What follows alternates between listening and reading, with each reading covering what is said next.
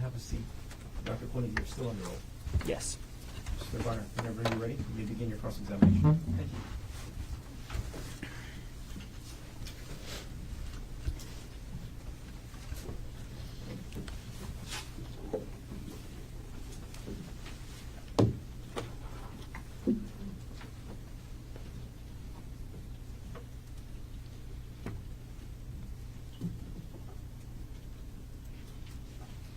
Good morning. Good morning. On March 24th, 2025, you were married to Ariel Konig, correct, Dr. Konig? Yes. You and Ariel got married in 2018, is that right? Yes. You dated for 1 or 2 years before getting married, correct? Yes. When you met Ariel, you were working as an anesthesiologist in Pittsburgh, right? Yes. And yesterday you described what anesthesiology is, correct? Yes. You used very technical terms, right? Yes. Maybe the more plain term is that you are the one who puts people to sleep before an operation, correct?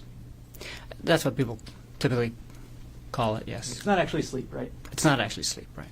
But you're the one that essentially puts them out, and then after the operation they wake up again, right? Yeah. That's Anesthesiology part is of a very it. specialized field of medicine, correct? Yes. You decide. 1 second. Could you just put the mic closer and keep your voice up? Sorry, but thank you. Okay. You decide how much of each anesthesia drug to give a patient, correct? Yes. You give too little of the drug, and it's possible the patient could wake up during the surgery, right? Yes.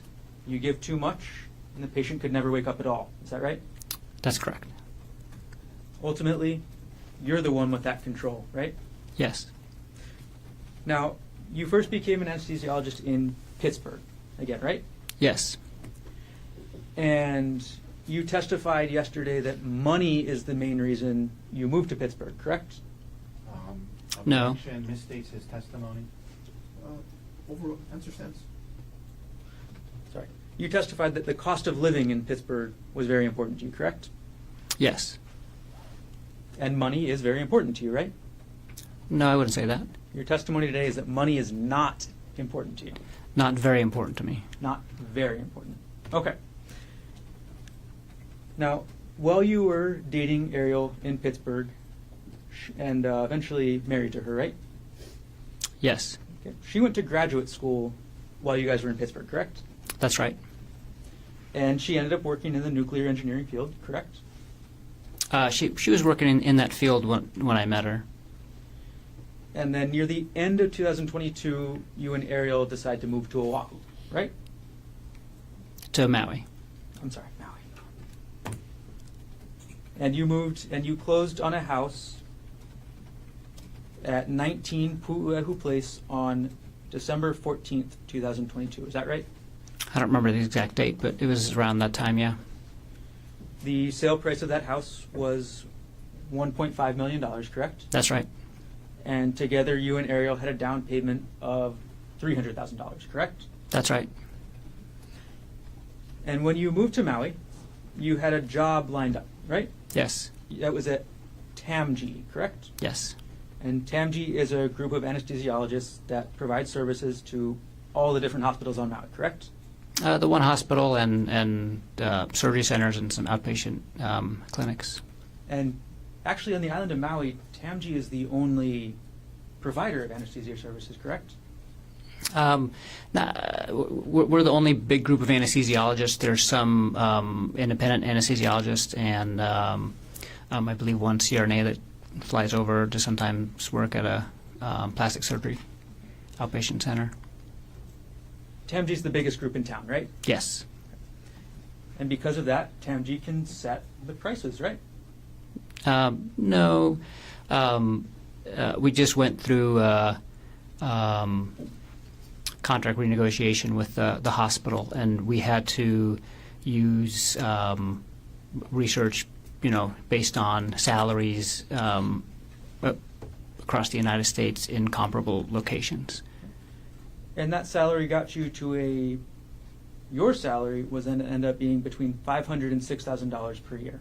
$500,000 and $600,000 per year, correct? I never got to work under that contract for a full year.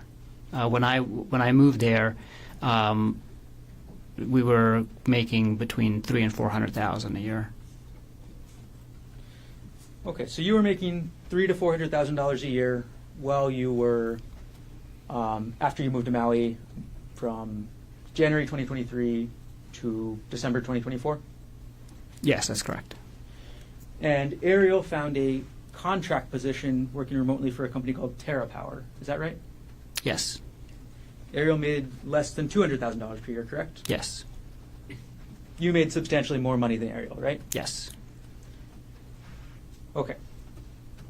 On March 24, 2025, you and Ariel came to, or were on Oahu, correct? Yes. And you came to Oahu because it was Ariel's birthday weekend, is that right? That's right. And Ariel's birthday is actually March 24th, correct? Yes. You bought the airline tickets for the trip, correct? Yes. And of course you bought round-trip tickets, right? Yes. So you were scheduled to go back to Maui on March 25th, 2025, correct? Yes. You booked the hotel for the weekend trip, correct? I did.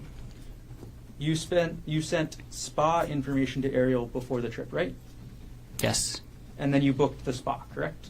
Yes.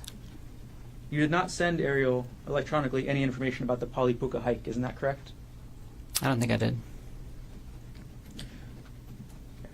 We're going to go back in time a little bit, Dr. Konig. So yesterday you testified that you started to become suspicious of Ariel in October 2024. Is that right? Yeah, that's right. Some red flag behavior in like late September probably, but it was probably mostly in October when I got really suspicious. Well, you testified yesterday that you only became suspicious in October after you heard a phone call. Isn't that right? Specifically about Jeff Miller. But I was suspicious about her phone behavior prior to that Kauai trip in October. And once you became suspicious, you went into what you called detective mode. Is that right? Eventually. Detective mode for you started with logging into Ariel's WhatsApp account, correct? No. Detective mode started with me asking her why she's on her phone all the time. And you logged into Ariel's WhatsApp account, correct? Eventually. And you would watch the messages every day, right? I watched them for 48 hours. You watched these messages as they were being sent, correct? Some of them if I was at the computer when they arrived. And the laptop that we've all seen in this so far, States Exhibit 240, I'll put it up on the screen.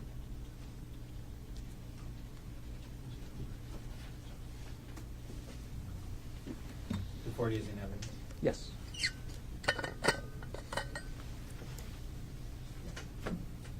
Okay. Dr. Koenig, this is your laptop, correct? That's correct. Okay.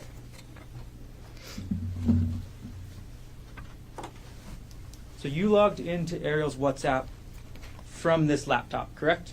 Yes. And you saw the messages between Jeff Miller and your wife, correct? I did. You downloaded those messages, correct? Yes. Not from the laptop. I downloaded the messages from her phone, and then I saved some screenshots on the laptop. We're going to publish now States 118, which is already in evidence.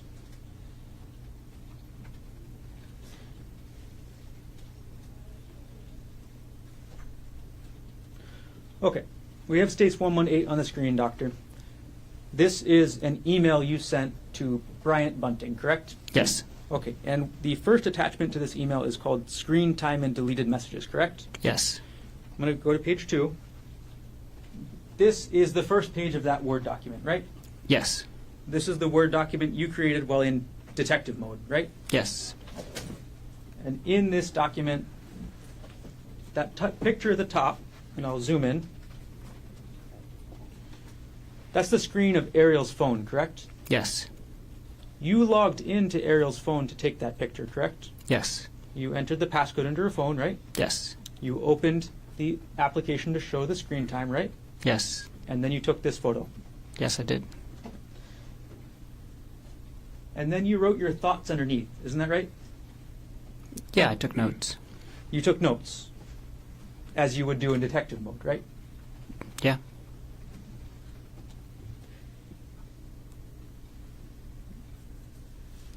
Your first notes were calculating the number of hours she spent on the WhatsApp app, correct? Yes. You calculated it and you did some division based on how many work days there were, right? I did. And then you speculated about phone calls, correct? Yes. Move on to page 3. Page 3 of this shows other screenshots you took of Ariel's phone, correct? Yes. And this is other screenshots of every app that she was using, correct? The Screen Time app keeps track of all of the apps that you use, and I think there's probably more, but I just did the first 3 pages. You didn't stop with WhatsApp, did you? No. You looked into her entire phone, correct? No, I looked it down to 3 pages of the Screen Time app. You were in detective mode and you didn't look through her actual text messages? I did look at the text message threads on her phone. You looked at the text message threads on her phone, right? I did not look through all of her text messages. I opened the texting app to see if there's anything that looked suspicious there. There wasn't, but really I went straight to WhatsApp because that was the most used application. You looked through her emails, correct? Not at this time. I did end up looking through her emails later, mostly with her consent. Like as I'm seeing her on her phone and she's writing an email, I'll be like, "Hey, who are you emailing? Can I see?" And then she'll show it to me. This was after then you confronted her, correct? Yes. Okay. Now let's focus on this part of the detective mode for now. You looked at her phone calls, correct? I looked at the phone calls that she made through WhatsApp. I didn't actually look at the phone calls on the phone. Okay. So you're suspicious of your wife for 2 months already, right? When you do this? Yes. And you looked through her WhatsApp, correct? Yes. You don't look through all of her text messages, correct? Correct. And you don't look at her phone calls, right? Right.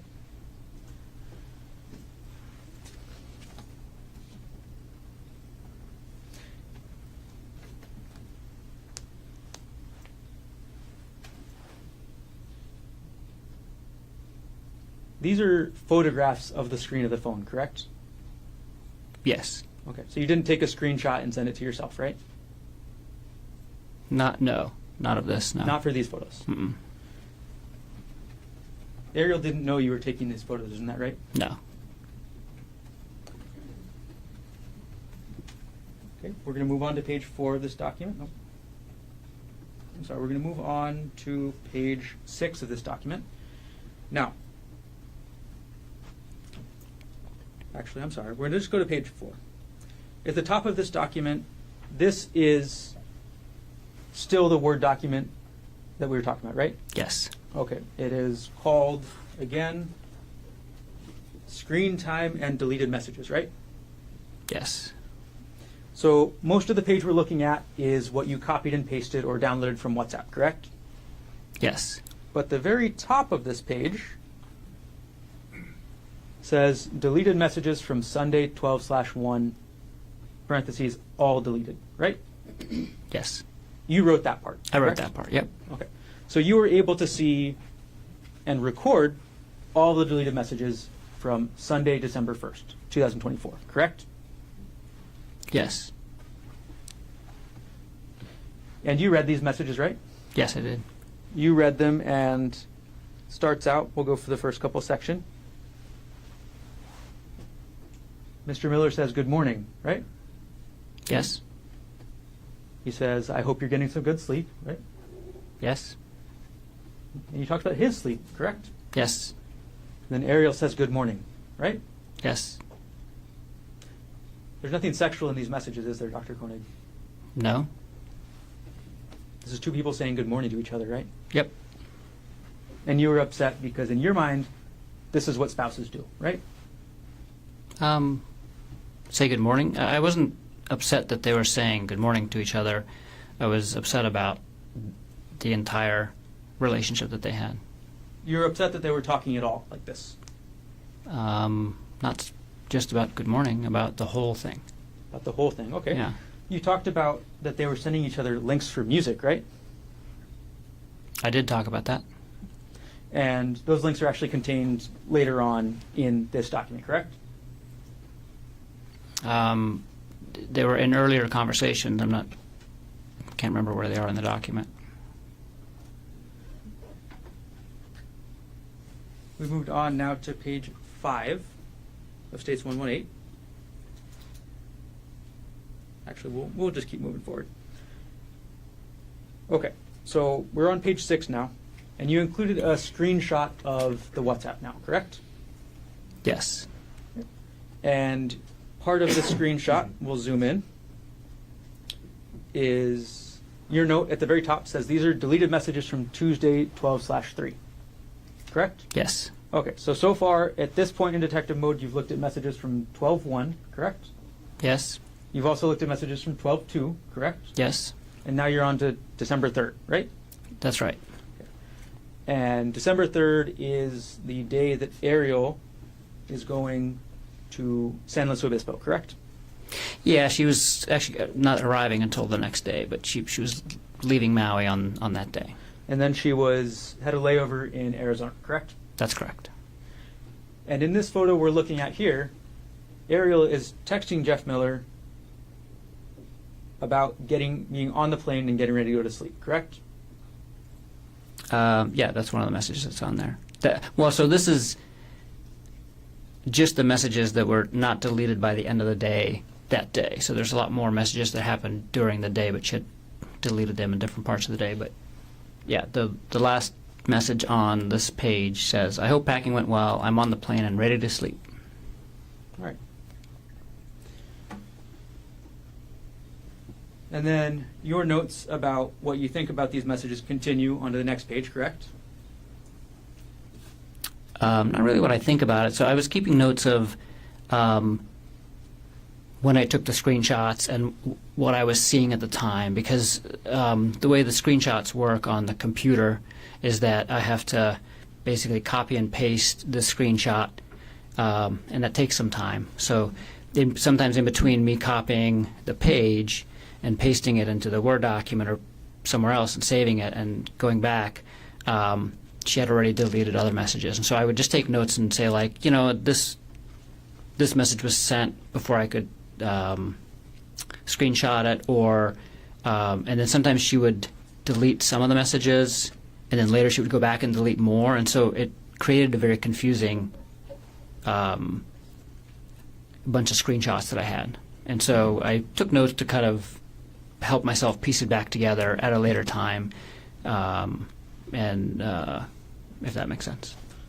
Yep. Not really my thoughts about what I was thinking about the screenshots at the time. Do you understand? I was just taking notes of like the order in which that they came in, and so I can make sense of the screenshots later.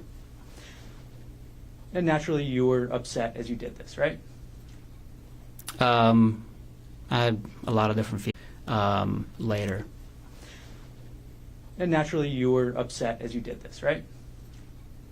I had a lot of different feelings at the time, suspicious and sad and not happy. Suspicious, sad, not happy, upset? Yeah, that's probably fair to say. Okay. All right, we're going to take this exhibit down. And again, this exhibit you actually emailed to a Mr. Bunting, correct? Yes. And Mr. Bunting was at the time your best friend, right? Yes. And One of my best friends, yeah. Mr. Bunting was married to a woman named Gianna, correct? Gianna. It's spelled with a D, but she's Brazilian. Okay. So he was married to a woman pronounced Gianna, correct? That's correct. And Gianna was Ariel's best friend, right? One of her best friends, yeah. So you send this email to Bryant Bunting on December 4th, 2024 at 3:33 p.m., correct? Yes. And that's before you leave for this trip, correct? Yes. And this is a trip that's going to include you, Ariel, Bryant, and Gianna, correct? Yes.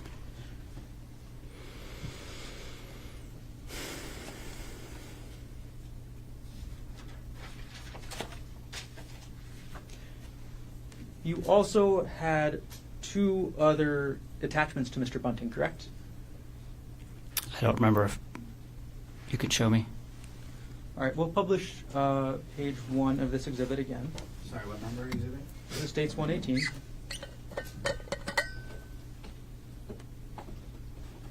Okay, and we'll zoom in on the middle of the page to attachment names. There were 3 attachments to this email, correct?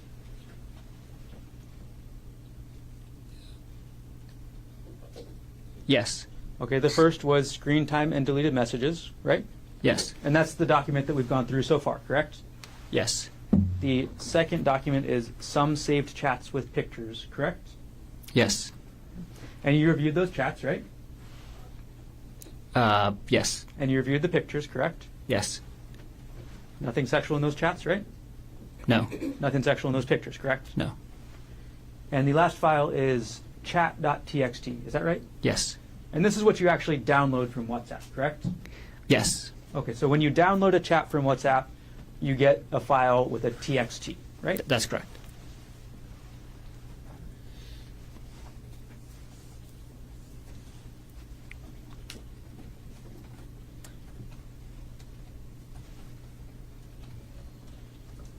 Now, you said already that you were upset when you were reading these messages, correct?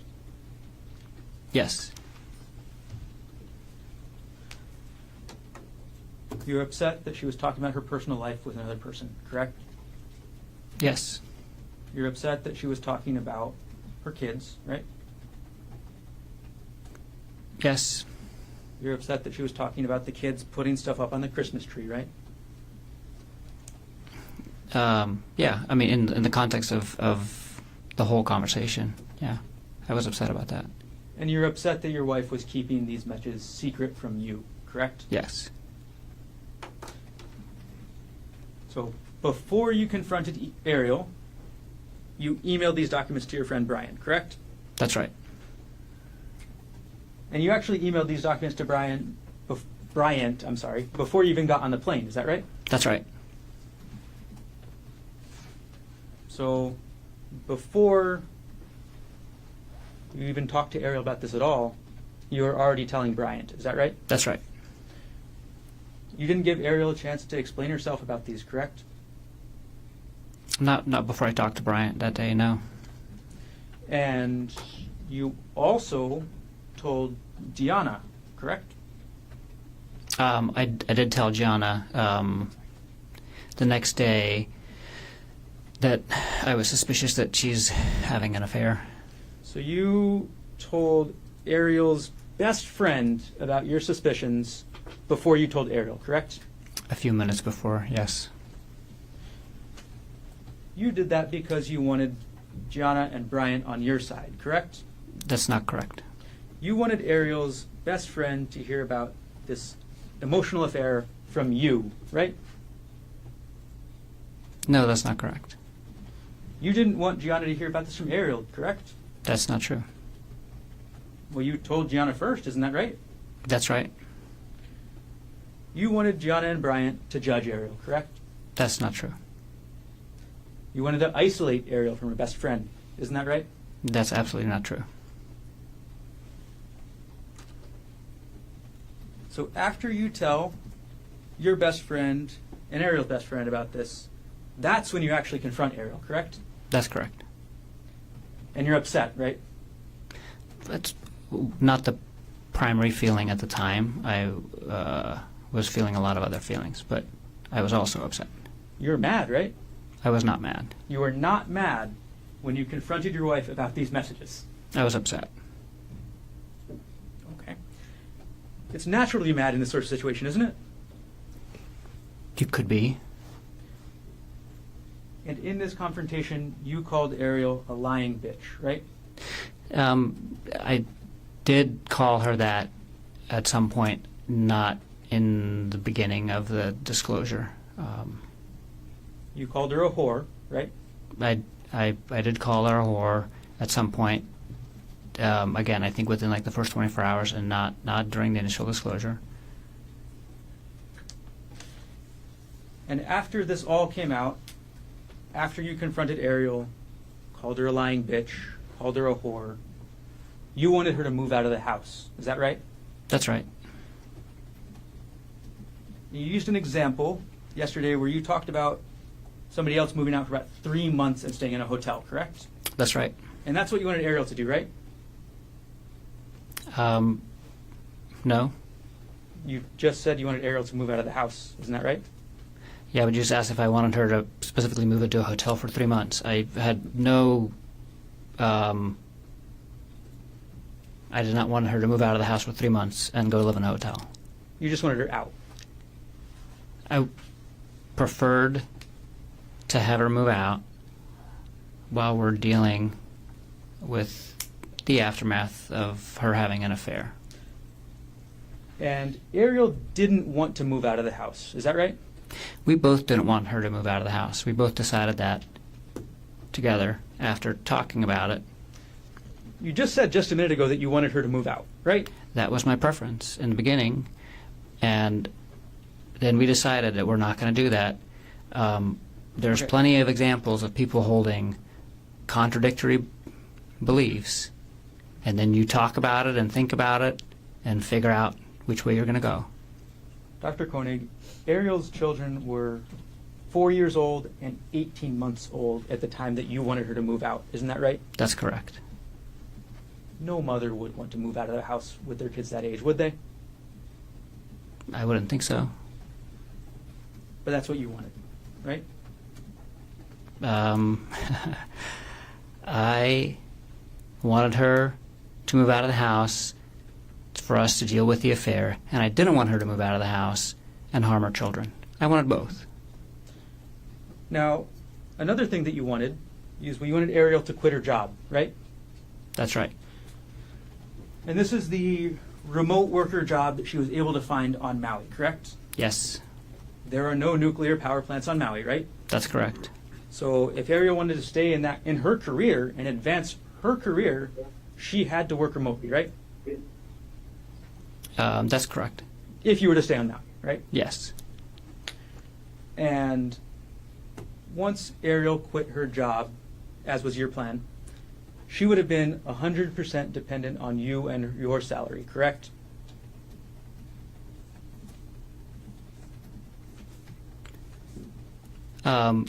She would be dependent on our assets, which were all shared. We had a shared savings account. We had a home that was shared. We had vehicles that were shared. We had food in the house that's shared. I mean, we had a lot of things in the house, and they were all shared.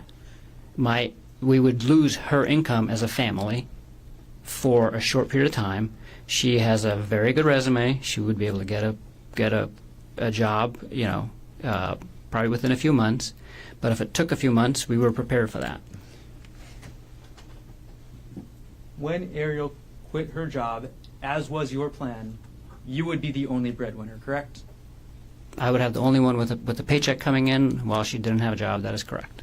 She would be dependent on you and your goodwill to keep a roof over her kids' heads, right? No. She would be dependent on you and your paycheck to keep her kids fed, right? No. You wanted Ariel to give up her career, correct? No. You wanted to make sure Ariel never had contact with Jeffrey Miller again, right? That was my strong preference, for her to not have contact with Mr. Miller ever again. And in order to do that, you wanted access to Ariel's phone at all times. Isn't That that is right? absolutely not correct. You actually had Ariel's phone in December 2024, isn't that right? I wouldn't say that. Like, her phone, at many points in time, I had her phone in my hand. I would not characterize it the way you just did. And you monitored her communications in December 2024 after you confronted her, isn't that right? I, on several occasions, asked to see who she was communicating with, and she would show me. And the only time that I monitored her communications was for 48 hours when I was watching the WhatsApp messages, and most of those I was watching on my computer, not on her phone. So today you're saying you were only monitoring her communications a little bit, right? I don't know what you mean by a little bit. I just described to you how I was monitoring her communications. Yesterday you testified about what you thought Ariel needed to do. Isn't that right? That's correct. You testified that she needed to, quote, proactively give up privacy, correct? Yes. And you also said that she needed to be okay with giving up her privacy. Is that right? That's right. That's what you wanted, right? That's what I wanted. She didn't end up doing that, did she? No. And that upset you, right? Although she did do it. She did do it initially. She did it in San Luis Obispo, and she did it for a very short period of time in Maui, and then sporadically again in December. And honestly, she changed her behavior. So in January, February, March, she was not, like, I didn't feel like she was hiding her phone from me anymore. I didn't feel, and I knew her passcode hadn't changed. So she was doing a lot of those things. You knew her passcode hadn't changed, right? You just said that. That's right. The only way to know that is by testing it, right? No, you could also see them put in their passcode. And when somebody's sitting next to you and they're not hiding their phone, you can easily see who they're writing, what they're saying. You can easily see their passcode. And if somebody's not worried about sharing the passcode with the person sitting next to them, you're basically showing it to them, and that's what was going on. So you watched what Ariel was doing on her phone in person, right? Yes.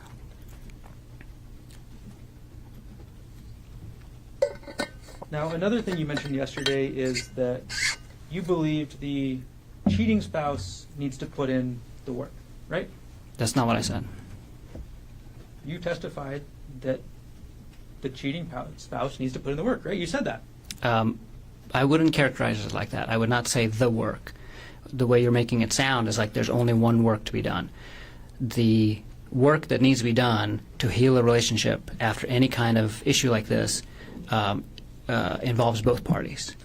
And I was talking specifically about the part that the cheating spouse has to commit to doing. I was not saying that that was the only work that needed to be done, like you're implying. Dr. Konig, if we could not go into anything implied, I'm just asking you a question, okay? I'm asking you what you said. Your Honor, he's trying to answer the questions, should be allowed to answer. It's non-responsive. But that was not, he's asking questions, he's answering. Is there an objection? My objection is to him reprimanding the witness when all he's doing is answering the question. That's my objection. Overruled.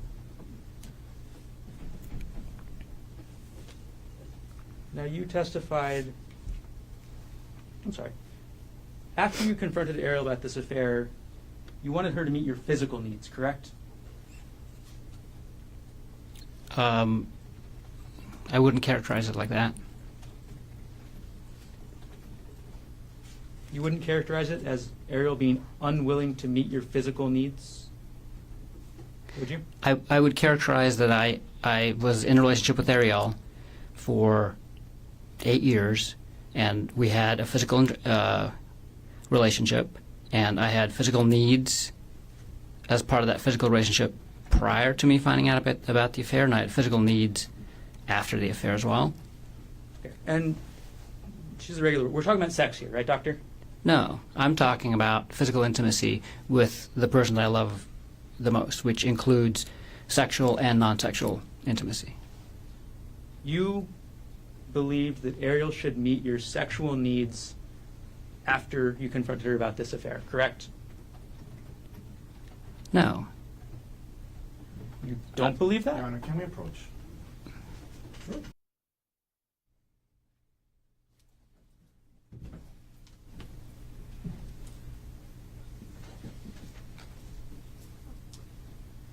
Dr. Konig, after you confronted Ariel, you needed her to meet your sexual needs, correct? No. That's your testimony today. Yes. Ariel stopped having sex with you on December 24th, 2024, correct? The last time that Ariel and I had sex was on December 24th, 2024. We did not have sex after that, and we both decided not to have sex after that. You're upset that she wouldn't have sex with you, right? That is not true. When Ariel didn't have sex with you, you believe she was withdrawing from the relationship. Isn't that right? That's not true. Ariel didn't want to have sex with you anymore. Isn't that right? That's not true. Ariel was unwilling to quit her job, right? She was willing to quit her job initially, and then later she was unwilling to quit her job. That's correct. Ariel was unwilling to give up her privacy to you forever, correct?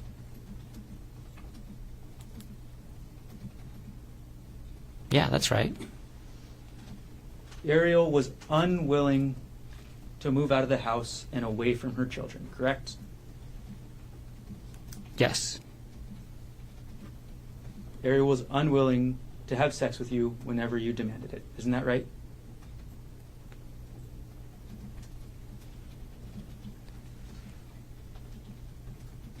Can you ask the question again? Ariel was unwilling to have sex with you whenever you demanded it. Isn't that right? I never demanded sex, so that's not right. Now, you were 46 years old at the time this was happening, right? That's correct. And after you call a woman a lying bitch and a whore, it makes sense that they don't want to have sex with you, right? Objection argumentative, Your Honor. It's a state. You still wanted Ariel to have sex with you after you called her a lying bitch, right?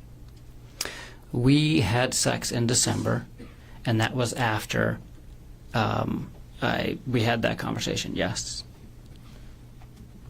You were upset that Ariel was still talking to Gianna about you, right? No? You testified yesterday that you were upset that Gianna called you a monster, right? I was upset. Well, that made me suspicious of how Ari was characterizing both the affair and our relationship at the time to Gianna. And this is after you wanted to have Ariel move out of the house away from her kids, right? Actually, this was during. At the time that she made that comment, we were in an argument where I was asking her to move out. At the time she made that comment. Is this the argument you mentioned on December 26, 2024? Yes. Okay. That went into December 27th. The argument went into December 27th? Yes. Okay. So this argument happens. You're still mad, right? And again, I wouldn't characterize my emotion as mad. Whenever we talked, I was certainly upset, but not mad.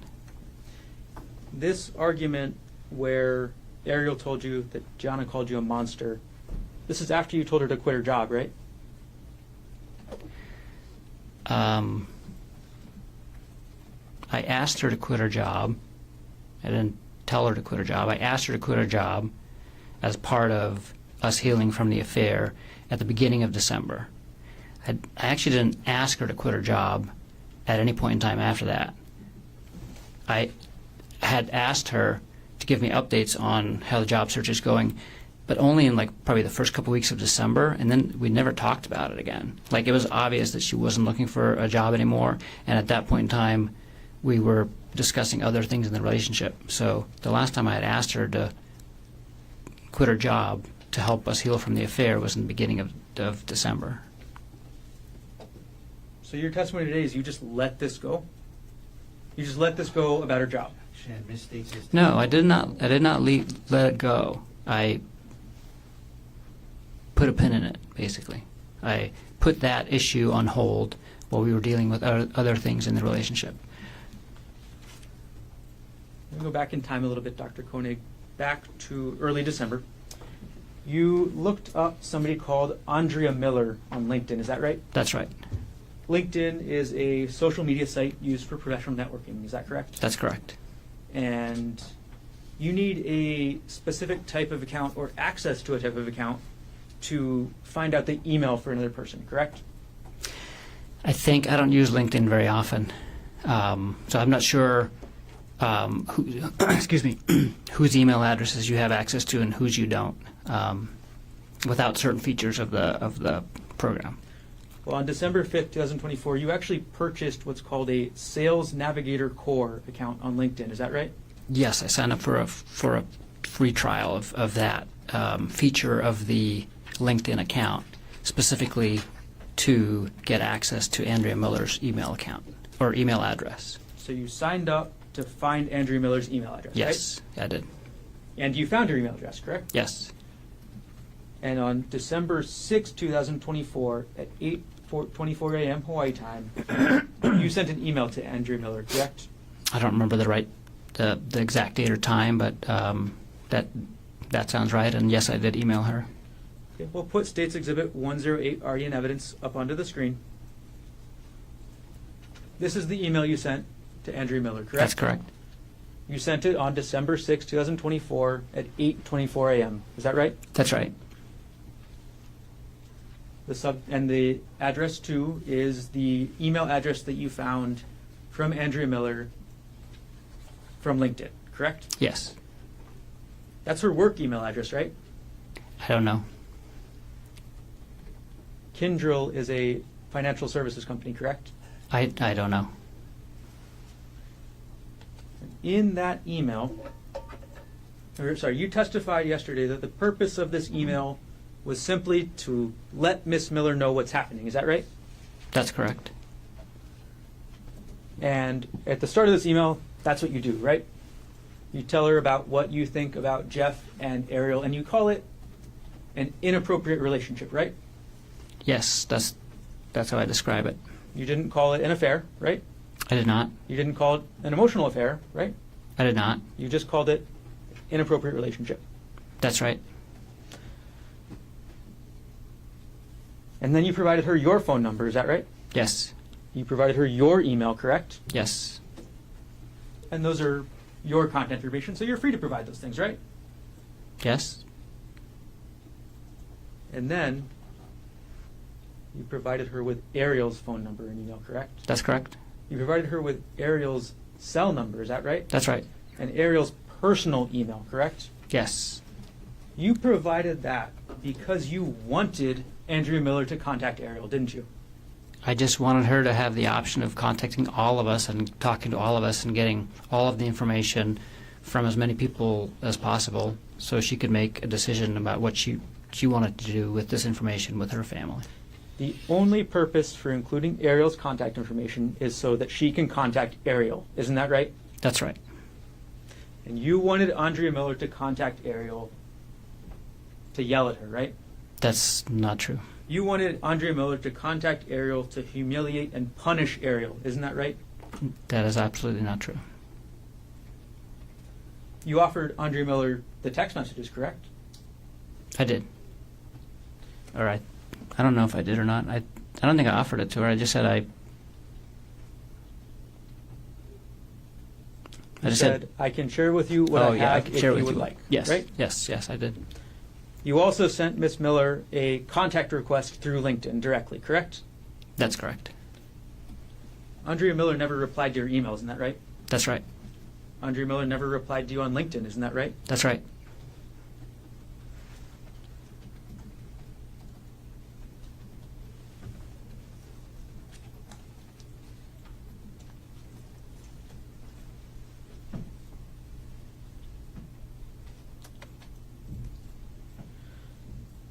On December 12th, I'm going to take the exhibit down. On December 12th, 2024, you ordered the first of a several series of audiobooks about affairs, correct? I don't remember the exact date, but that sounds right. The first book you ordered was called The State of Affairs, is that right? That's right. And as it states in the title, it's a book about having affairs, correct? Yes. Okay. 2 days later, on December 14th, 2024, at 10:45 p.m., you opened a PDF file on your computer from your prior divorce proceedings. Is that right? I have no recollection of that. We're going to publish States 113 already in evidence. Now, you, on December 14, 2024, opened up a PDF file called Bank of America Amex E-Statement 2015-12-24.pdf, right? I have no recollection of this. You have no recollection. Mm-mm. All right, well, let's zoom in on the photo.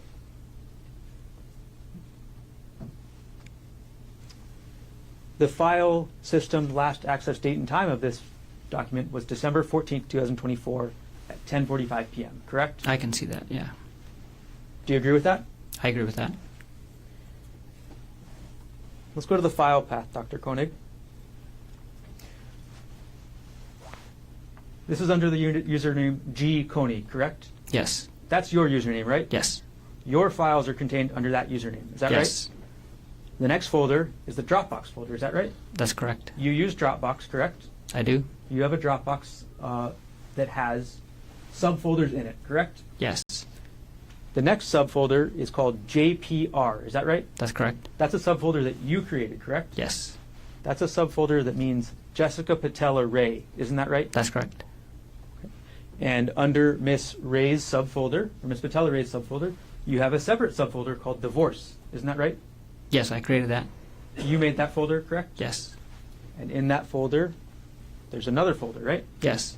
And that's for 2016-04 hearing. Isn't that right? That's right. This is a hearing about your divorce from April 2016, correct? Yes. And the last subfolder is supportive documents. Isn't that right? Yes. And in that supportive documents folder, the supportive documents are for this April 2016 hearing, correct? Right. These are the documents that you want to bring to your divorce hearing, right? Yeah. And the It was a long document- time ago, but that was probably all the supporting documents that my lawyer needed for that hearing. And this was a Bank of America Amex statement from 10 years prior. So A long time ago. I have no recollection of looking at a Bank of America Amex statement from 10 years prior on this date. I don't remember doing that. You don't remember at all. Mm-mm. And I mean, it says file system last access. I don't know if that gets triggered if like a file is copied or something like that, because I was looking through the documents when they were presented into evidence earlier in the week, and there were a few that I did not recall accessing on those times. Many I do recall accessing. But this one But about this is- divorce, this is you're what- saying you don't. I don't recollect accessing that. No. Now, on December 14th, And I can't think of a reason why I would have. you can't. There's no reasonable reason for you to be accessing this. Is that right? There's no.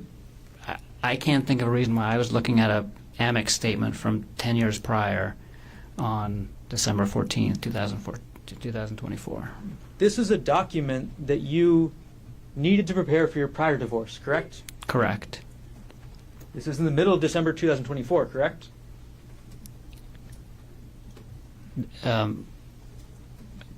That this document was accessed? Yes. Yes.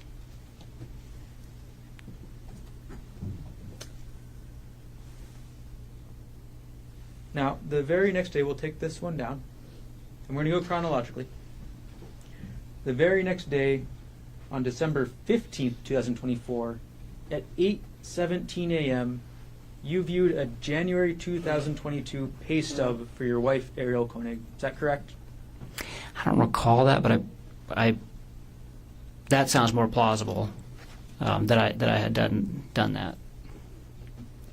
But I don't specifically recall that date and looking at that document. We'll publish dates 125. This is the metadata, correct? Oh, I'm sorry. This is not page 1.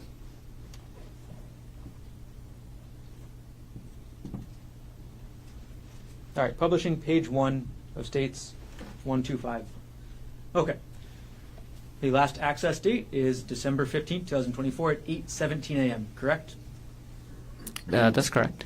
Okay, and the file path for this is looking through your 2022 taxes. Is that right? It's ours. So we have a shared folder on Dropbox called The Big Love Party and Other Super Fun Stuff that I created when we were planning our wedding. And so this is a shared folder on Dropbox that both Ari and I have access to. And this is in the taxes folder within the shared, because I put all of our shared financial information in the shared drive that she has access to, and she put things that she wanted to share with me in it as well. And so this is in our shared taxes folder, and it's in specifically a subfolder that's for her pay stubs. And so you wanted to look up Ariel's pay stub from January 2022, and you wanted to look that up on December 15th, 2024. Yeah, that seems more. The only information more contained in this plausible. document is about Ariel's pay from 1 month. Is that right? That's correct. Okay, it's simply just a pay stub telling you how much she got paid, right? Yes. Do you want me to go to the pay stub so you can see? No. We'll take the exhibit down. And you're looking at this pay stub the day after you're looking at this document from your prior divorce. Isn't that right? No, 'cause I don't recall looking at that Amex statement. So you just don't recall again? I don't recall looking at that Amex statement at all. You tell me where there's a convenient break, Mr. Garner. Okay. We're getting close. All right. We're going to keep going forward in time. December 18th, 2024 now. You purchase your second audiobook. Is that right? I think you've already mentioned two. Isn't this the third then? I mean, I don't remember. I purchased many audiobooks, but I think we've already talked about two. So far we've talked about the state of affairs. Is that right? That's right. Which other book? Oh, okay. Okay. So this must be the second one. I don't remember which order they're in, but I know I purchased multiple. Okay. Let's just put up the exhibit so we're not confused about the order, okay? Okay. States 106. All right, publishing, page 2. Okay. This book you purchased on December 18th, 2024 at 9:30 a.m. Is that right? That's right. Okay. And this book is called After the Affair, the third edition, correct? Yes. Okay. And then on the same day, you purchased the third book, correct? We'll go to page 3. This one you bought on December 18th, 2024 at 11:48 a.m., correct? Yes. Okay. And this is the one you mentioned in your testimony yesterday, How to Help Your Spouse Heal from Your Affair, correct? That's correct. There was two books with the same title actually that we both listened to. Got it. So there's actually a second book with the exact same title, right? That's correct. Okay, and that book's on page 4 of this exhibit, correct? That's it. Yep. Okay, and you purchased these on the same day, although you purchased the second one later in the afternoon at around 2 p.m., correct? Yes, that's what it looks like. Yep. Okay. Two books with exactly the same name, right? Yes. That could get confusing if you want to talk about them, right? Yes. Take the exhibit down.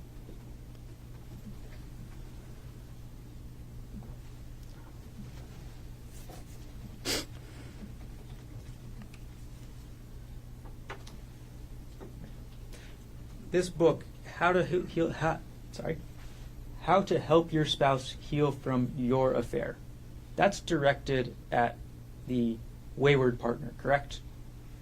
Yes. It's directions on the cheating person that they have to follow, correct?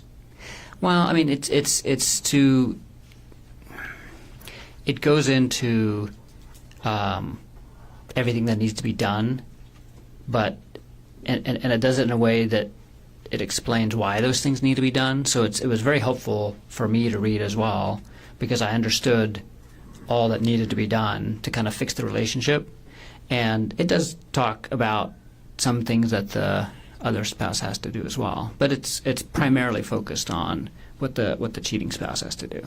So in your mind, this book is primarily geared towards Ariel, but you just wanted to read it too, correct? No, like I said, the book describes very well what needs to happen after an affair, and the vast majority of what needs to be done in the initial stages is by the cheating spouse, but it does go into what the other person has to do, and it's geared for both partners. The title is How to Help Your Spouse Heal from the Affair, but the contents of the book is for both parties. And this book is where you got these terms, or these things you told us yesterday that you believed Ariel needed to do, correct? This is one of the books Okay. that I used, yeah. This is where you, I guess you had the idea that she should quit her job before you read this book, right? That's right. Okay. But this book supported that idea for you, correct? Yes, absolutely. And this book, again, as you just talked about, is the one that got that idea that the cheating spouse needs to put in work, right? I'm sorry, can you ask that again? This book also helped you with that idea that the cheating spouse needs to put in work. Is that right? Yes. And this is, again, the book that supports your idea that the cheating spouse needs to give up their privacy, right? Proactively give up privacy as part of the healing process for a period of time, yes. All right. We move forward a couple of days, so now would be a good time for recess. Ladies and gentlemen, let's take a 10-minute recess. All right, Dr. Konig, the last question I asked you was about December 18th. Now I'm going to move forward a couple of days to December 21st, okay? Okay. On December 21st, I'm going to publish December 21st, 2024 at 2:49 p.m. You opened a PDF file on your computer that was a November 2022 retirement account statement for Ariel. Is that right? I don't recall doing that specifically, but that sounds like something I would do, yes. That sounds like something you would do, is what you just said? Yes.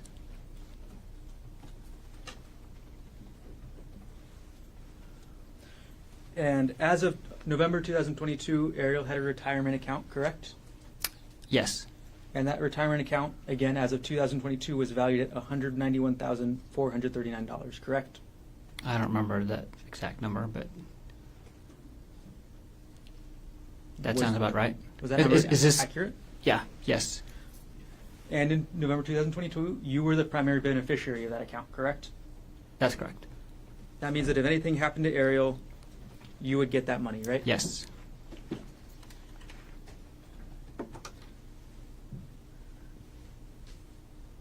And I'm going to publish States Exhibit 125, page 7, or page 3. This is the metadata for the account that you accessed on, or for the document you accessed on December 21st, 2024. Is that correct? Yes. All right, and this is the Westinghouse November 2022 statement, correct? Yes. And this is the first page of the statement, correct? Yes. Okay. And in the top right, it says total value of the account, $191,439, correct? That's correct. Okay, take that down.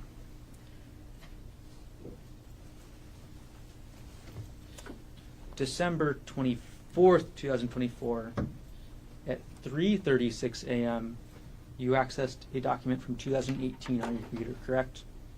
I don't recall that. I'm going to publish dates 125 at page 7. On December 24th, 2024, at 3:36 a.m., you accessed a PDF, correct? I have no recollection of accessing this. This is a document that talks about. Objection, non-responsive. Sustained. Okay. Now, the last access date and time from this metadata is December 24th, 2024 at 3:36 a.m. Correct, Doctor? Yes. Okay. And the file is located in a folder called Pit or Dropbox/RE/Pit Tuition Benefits, correct? That's correct. And the specific document discusses the tuition that paid for Ariel's master's degree, correct? I don't. That's part of it. The I mean, until I see the document, I can't tell exactly what it is, but I think it talks about, because I was Go to page 8. Well, can you let him finish? Go ahead. I was an employee of University of Pittsburgh, and through that we got some benefits that helped pay for her MBA that she was doing at University of Pittsburgh. So that's just what I asked, right? Well, is there a question? What's the next question? That is the question. Is that what I just asked? Can you remind me what you just asked? I asked if the document was about how the education benefits from Pittsburgh that paid for Ariel's graduate degree. Yes, that's correct. Okay. Now I actually have the document on the screen, right? Yes. Okay. And your benefits from working at Pittsburgh, at the University of Pittsburgh, paid for Ariel's education, correct? Not completely. It defrayed some of the costs. And this document is how you started that process to get parts of her master's degree paid for, correct? Yes, that's the application form, I believe. The title of this document is Request for Education Benefits Form for a Spouse/Domestic Partner, correct? Yes. Okay. And again, you were looking at this document at 3:36 a.m. on December 24th, correct? I have no recollection of looking at this document in December. And I don't know why I would be doing it at 3:36 a.m. Okay. And December 24th, obviously Christmas Eve, correct? Christmas Eve, like Christmas Eve morning. It's the basically. middle of the night. Middle of the night, right? Yes, right? Yes. 3:36 a.m. and you have no idea why you would be looking at this document, right? No. You have no idea why you would be looking up the benefits that Ariel got from your job, right? Right. On December 24th, 2024, at 3:36 in the morning, you were upset about this emotional affair, correct? No. You were I was thinking probably sleeping. that you paid for Ariel's education and this is how she repays you, right? No.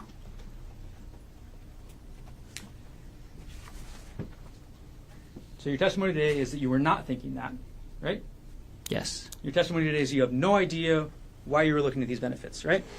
Yeah, I don't remember looking at this, and I don't remember the reason, if I did. And you testified you have no idea why you would have looked at it in the first place. Is that right? Not at this time, no. All right, we're going to publish State's Exhibit 105. I'll make sure we start at page 1.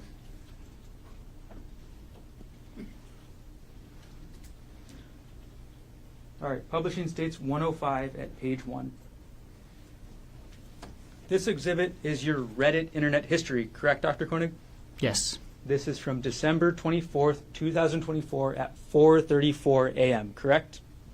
Yes. And you're looking at a website or a web page titled Lying Again. Isn't that right? Yeah, that sounds plausible. This is less than an hour after you're looking at those education benefits. Isn't that right?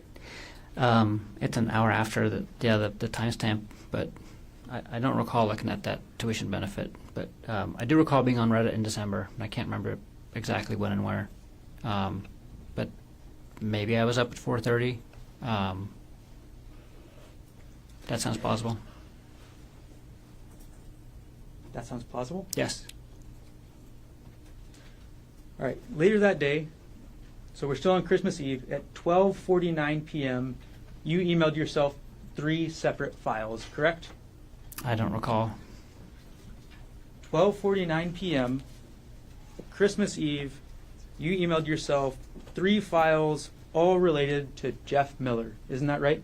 I don't recall. We'll publish dates 119, the first page. On December 24th, 2024 at 12:26 p.m., you sent an email from your gkonig@proinbox.com email to the same email address with an attachment called WhatsApp chat jeffmiller.zip, correct? Yes. And then we're going to publish dates 120, the first page, the metadata. At 12:20 p.m. on the same day, Christmas Eve, you sent yourself WhatsApp chat jeffmiller2.zip, correct? That's correct. and states 121 with the metadata page, the first page. The same date, December 24th, 2024 at 12:20 p.m., you sent a third email to yourself, right? That's correct. And this was with WhatsApp chat jeffmiller3.zip. Is that right? Yes. So, going through our timeline on Christmas Eve, 3:36 in the morning, document about Ariel's financial benefits from your job, correct? That's what's being opened on your computer. Yes. 4:34 a.m., you start your Reddit search about lying again, correct? I don't know if I started it but I was looking at that thread at 4:34 p.m. 12:20 p.m., you send yourself these emails, correct? Yes. It's safe to say that on December 24th, 2024, you were thinking about this affair, correct? Yes. You were upset about this affair, correct? I was hurt and confused and a lot of things, and I was probably upset too. Yes. Okay. We'll move on to Christmas, Dr. Konig. We're going to publish now States Exhibit 105 at page 6.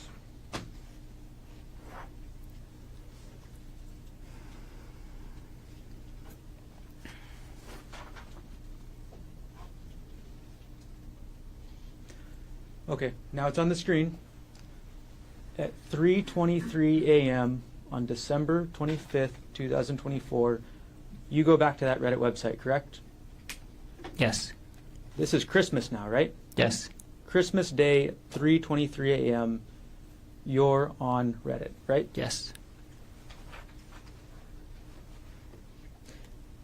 And you look at Reddit around that time, 3:30 a.m., for a couple different posts, right? I don't remember, but that sounds plausible, yeah. And then later in the day, the afternoon now at 2:16 p.m., you go back and look at another Reddit post on the same subreddit, correct? I don't recall that exact date and time, but that sounds plausible, yes. On December 25th, 2024, at 2:19 p.m., you went to a Reddit page with a post titled, "Can't Have Physical Relationship with WP Anymore." Isn't that correct? I don't recall, but it sounds plausible.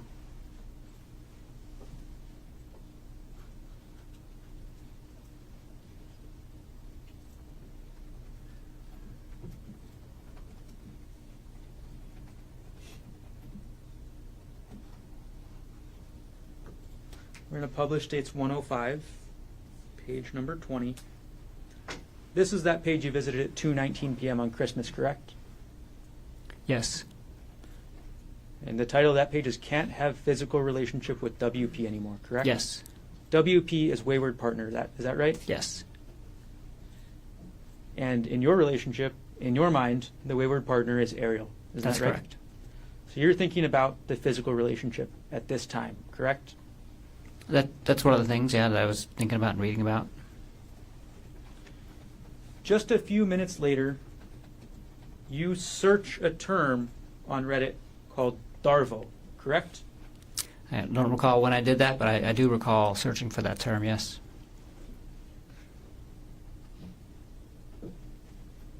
We'll publish 105 at page 24.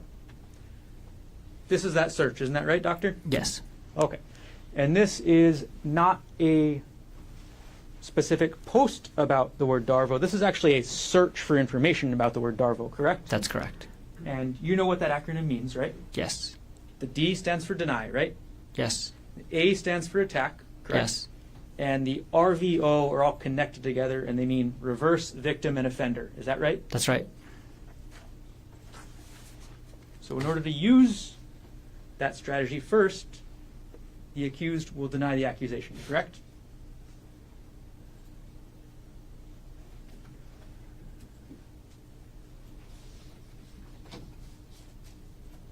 Oh, I'm sorry, could you ask that in a different way or clarify?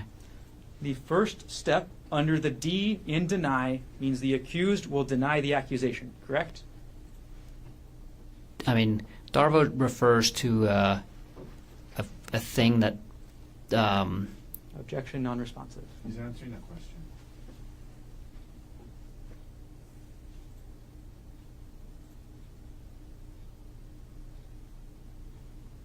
Objection sustained.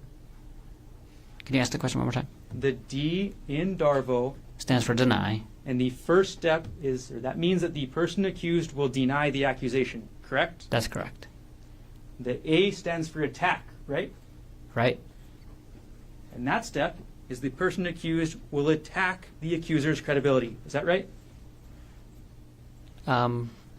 It stands for attacking the accuser in many different ways, not just their credibility, but that's one of the ways in which they could be attacked. Yes. So you can attack credibility, right? Yes. You can attack them in other ways, correct? That's right. You can attack them with irrelevant information, right? Lots of different things. Lots of different ways you can do the attack, right? That's correct. And the last section of Darvo, the RVO, again stands for reverse, victim, and offender, right? Yes. And that's when the perpetrator portrays themselves as the victim, correct? That's right. Darvo is a tactic used by individuals or institutions to deflect blame and responsibility for harmful actions, correct? Yes. Okay. We're going to move on to the next day, Doctor. December 26, 2024, at 6:47 a.m., you reviewed your 2018 tax notes. Is that correct? I don't recall that specifically, but that sounds plausible. Okay. I'm going to publish the metadata page, so the first page of States Exhibit 114. Okay. You can look at the screen, Doctor. Yes. On December 26, 2024, at 6:47 a.m., you accessed a document called 2018 Taxes GK Notes, Yes. correct? This document is your notes about the taxes you paid in 2018, correct? It's the document that I create that has all the information that I give to our accountant so that to help them do our taxes. So I make a document every year, and for the next year I copy and paste the previous year's document, and then I just change the information and send it to them. Yes. So it does have how much we paid in taxes, but it also has a bunch of other stuff in there. And you said then for the next year, each year you'll copy and paste the last year because obviously you just want to use the most recent year, correct? That's right. But the day after Christmas, you're looking at your notes from 2018, correct? Seems so. Yes. And in those notes, you discuss, or you have the information, how much child support you paid in 2018, correct? That's correct. You have how much alimony you paid in 2018, correct? That's correct. You paid about $29,000 a year in child support in 2018, correct? That's right. You paid about $6,000 in alimony in 2018, correct? That's correct. And this was to your ex-wife, Jessica Patella-Ray. Is that right? That's right. Dr. Konig, this is 2018 money we're talking about, right? Yes. Inflation has clearly gone crazy since 2018, right? That's right. So in 2024 dollars, that'd be quite a lot more, right? It would be more. I'm not sure how much more. And actually, I don't know. Child support is a calculation, so I'm not sure if. But yeah, I'm sure they make adjustments for inflation. Yeah. How much money were you making in 2018 again? Probably 350,000. So you were making less money than you made in 2024, correct? About the same, actually. I took a significant pay cut when I moved to Maui. Dr. Konig, isn't it true that these tax notes that you have say you actually made $446,000 in 2018? If whatever's on the tax notes is accurate, so if I said 350, then I misspoke. What was the final number? I'll publish the exhibit now, and this is page 2 of the exhibit. So you made $446,000 in 2018, correct? That's correct. Okay.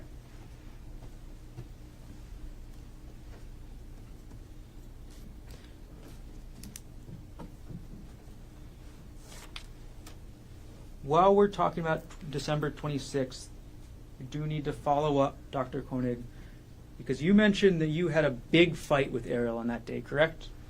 That's correct.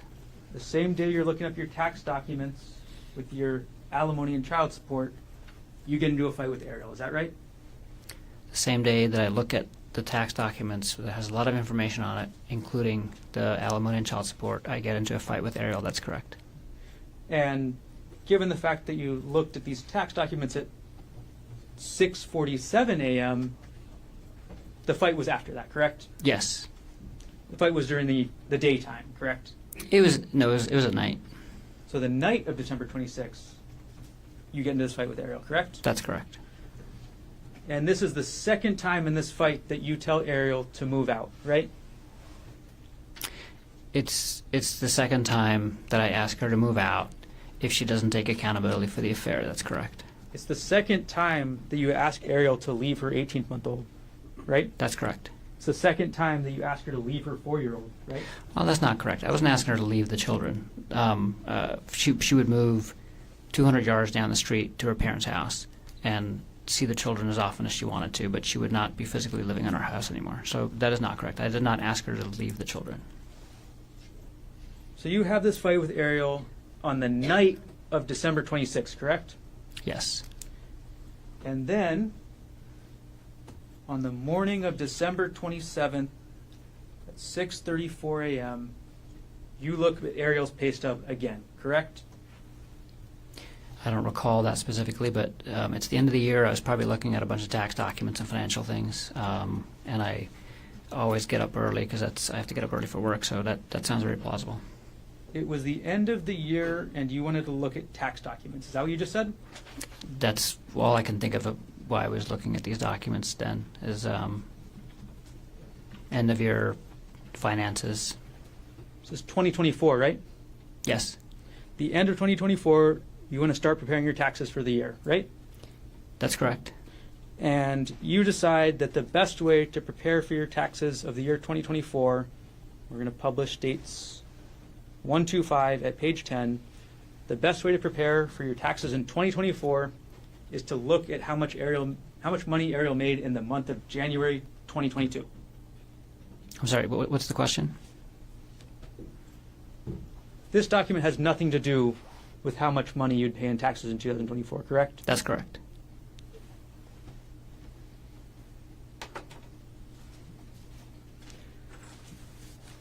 The same date, December 27th, 2024, you order a hidden voice recorder, correct? That's right. So the day after your fight with Ariel, right? And the morning, and we were fighting that morning as well, so the same day.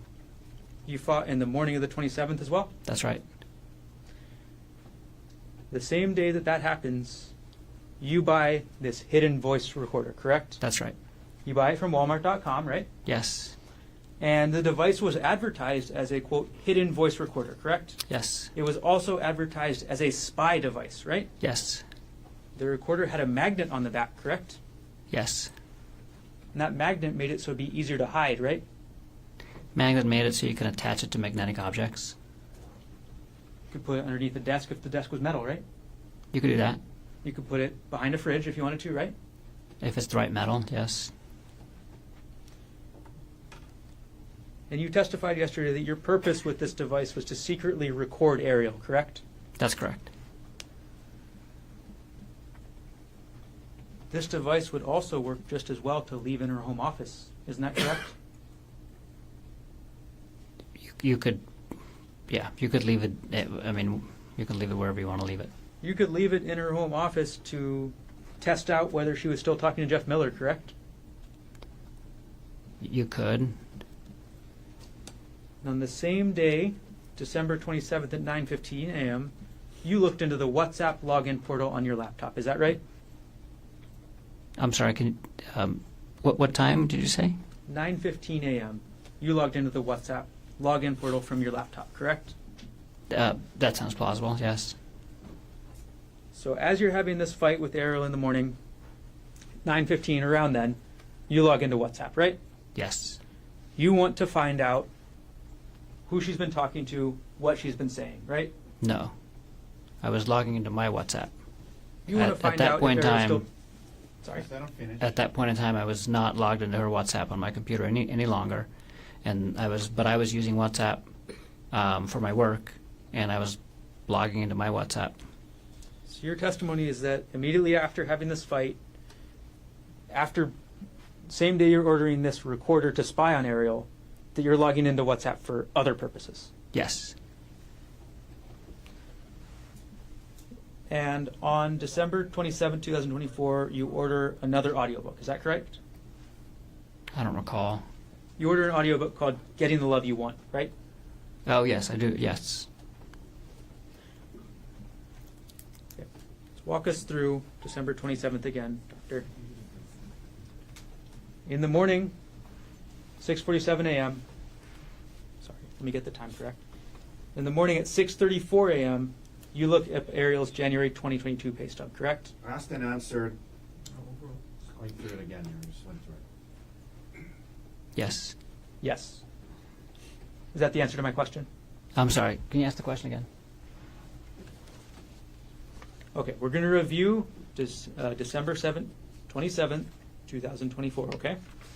So, 6:34 a.m., you look at Ariel's old tax document. Or her Asked and old- answered, Your Honor. Just went through this. He didn't answer it. Overruled. I mean, about 8 minutes ago, we went through this. He's answered no. Yes. Okay. You looked at her, or you also got into a fight with her that morning.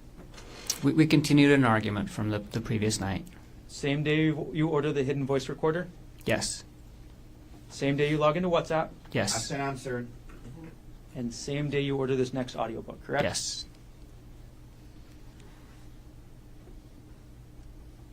Moving on now to December 29th, 2024. You looked up your wife's Facebook profile, correct? Excuse me. I don't recall that specifically, but I probably did. And you specifically went to her friends list, isn't that right?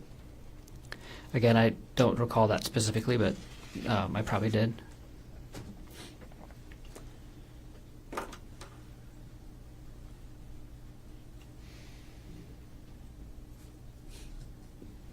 Now, on December 30th, 2024, we're moving closer to New Year's, right? Yes. And on December 30th, 2024, you search LinkedIn again for Andrea Miller, correct? I don't recall doing that. You don't Not recall? a specific day, but I do recall looking her up again later in December. We'll publish Dates Exhibit 109 at page 4. You looked up Andrea Miller on LinkedIn on December 30th, 2024 at 6:49 a.m., correct? Yes. I looked at her contact info. She still hadn't replied to your email, right? That's right. She never called Ari to yell at her, right? She never called Ari to do anything, as far as I know. Actually, she might have. She didn't tell me, but as far as I know, Andrea never called Ari. And then after searching for Andrea on LinkedIn this morning, you canceled your LinkedIn Sales Navigator Core account, correct? That sounds right. I had to cancel it within 30 days, and so I probably went in LinkedIn to cancel the account, and then also clicked on Andrea's profile. This is page 5. This is the email confirming your cancellation, correct? Yes. Okay. So, and this is at 6:56 a.m., is that right? That's right. Okay, so you look up her email and then you cancel. You look up her account and then you cancel, correct? Yes. And you say you cancel because you didn't want to pay the fee, is that right? That's right. The only reason I signed up for that feature of the LinkedIn account was to be able to get Andrea Miller's contact info. If you hadn't canceled it, it's in the realm of somewhere about $100 a month, is that right? It's expensive. So you got what you wanted, so you were done. That's right.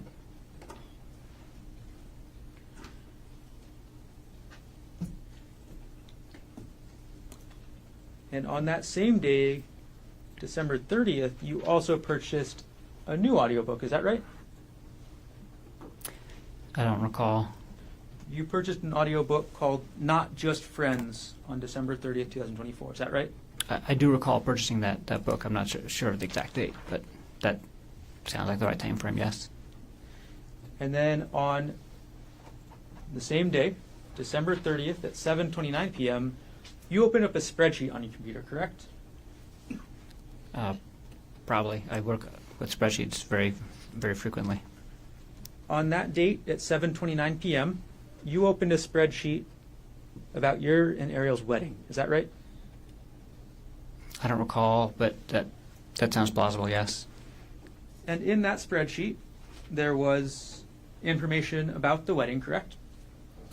There's a lot of information in the spreadsheet. There's a guest list, right? A guest list, There was Yes. Tasks for you and Ariel to do to prepare, correct? yes, And there was the cost. and a lot of other stuff. There was the cost there, correct? The cost was there too, yes. Okay. Oh, sorry. Moving on now to December 31st. December 31st is Christmas Eve, right? I'm sorry, New Year's Eve. Yes. Okay, New Year's Eve, 8:38 p.m., you accessed a PDF file on your computer from that JPR divorce folder. Is that correct? I don't recall doing that at all. You don't recall? No. We'll go to States 113. We'll publish page 2.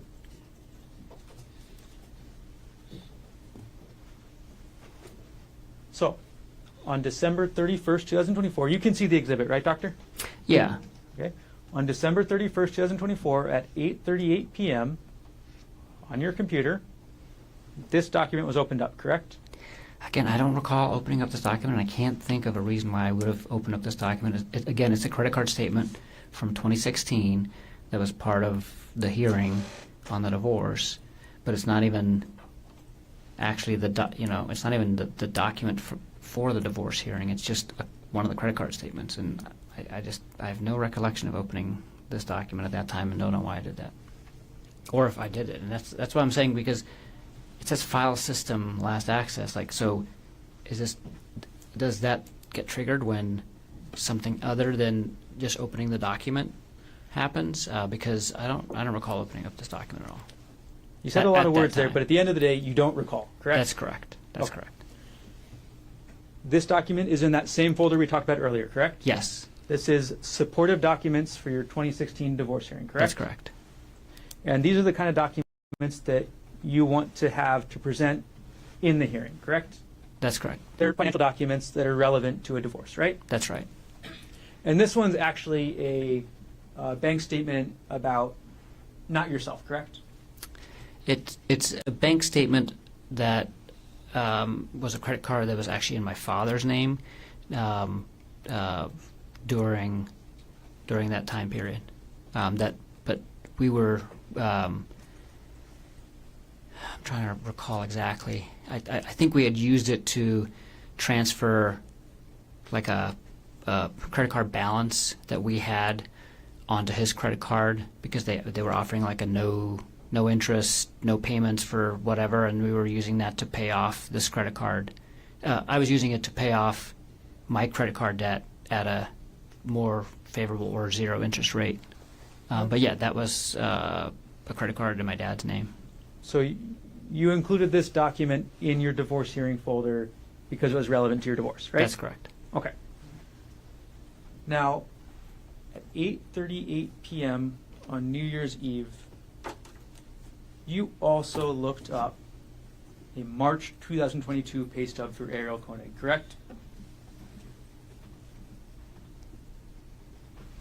I'm sorry. Can you say that again? At 8:38 p.m., the same time, on December 31st, 2024, the same date, you also looked up a March 2022 pay stub for Ariel Konig. Is that right? I don't recall doing that specifically, but that sounds plausible, yes. We're going to publish dates 1, 2, 5, page 11. All right. Dr. Koenig, this is the metadata for that document, correct?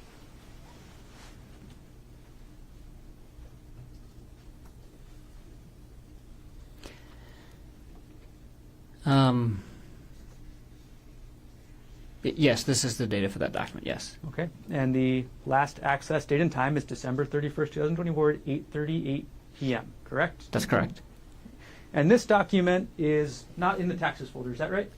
Right, which is, it just makes no sense that I access this document out of that folder. Dr. Konig, that's not the question. Yes. What was the question? This document is not in the taxes folder, That's correct? correct. Okay. And again, there's no real reason to be accessing this document, correct? There's no reason that I can think of accessing this document out of that folder. I can think of a reason why I was looking at her taxes potentially at the end of the year, but I don't know why I would have never gone to that folder to look for her tax documents, because I have a tax document folder that has all of her tax stuff in it. And again, the document we're talking about is literally just a pay stub for 1 month, right? That's right. It's the only information in that document is how much Ariel got paid in March 2022, right? Right. No relevance to taxes in the year 2024, correct? That's right. She's not even at the same job at this point, right? That's right. So at the same time, the data from your computer shows opening up divorce-related documents as well as an old pay stub for Ariel, correct? That's correct. How much each person gets paid is very relevant in divorce, right, Dr. Konig? That's correct. And again, this is all 8:38 p.m. on New Year's Eve, right? That's correct.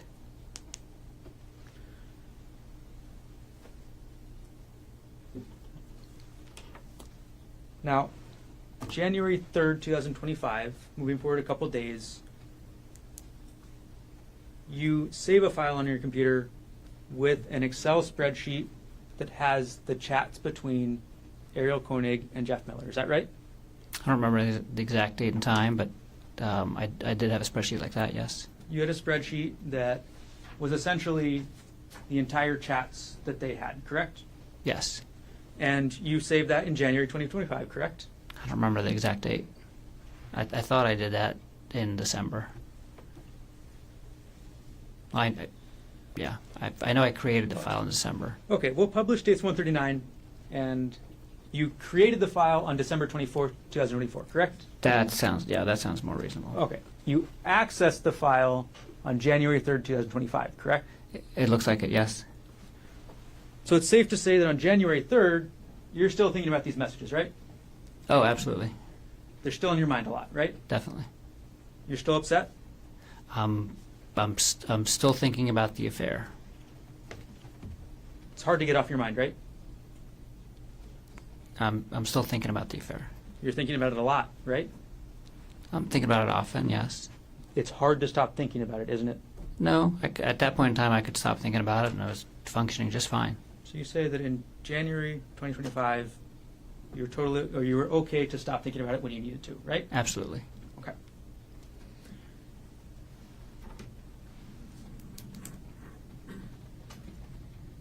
On January 7th, 2025, you purchased another audiobook, correct? I don't recall. We'll put States Exhibit 106 up on the screen. And this is going to be page 6 of 7. On January 7th, 2025, you purchased an audiobook called Not Just Friends, correct? I thought we said that I purchased that on the 30th. January 7th, 2025. You purchased this audiobook, correct? Yes. And on January 7th, 2025, again, the title was Not, and it's in little half quotes, Just Friends, right? Isn't that the same book that we said I purchased on the 30th?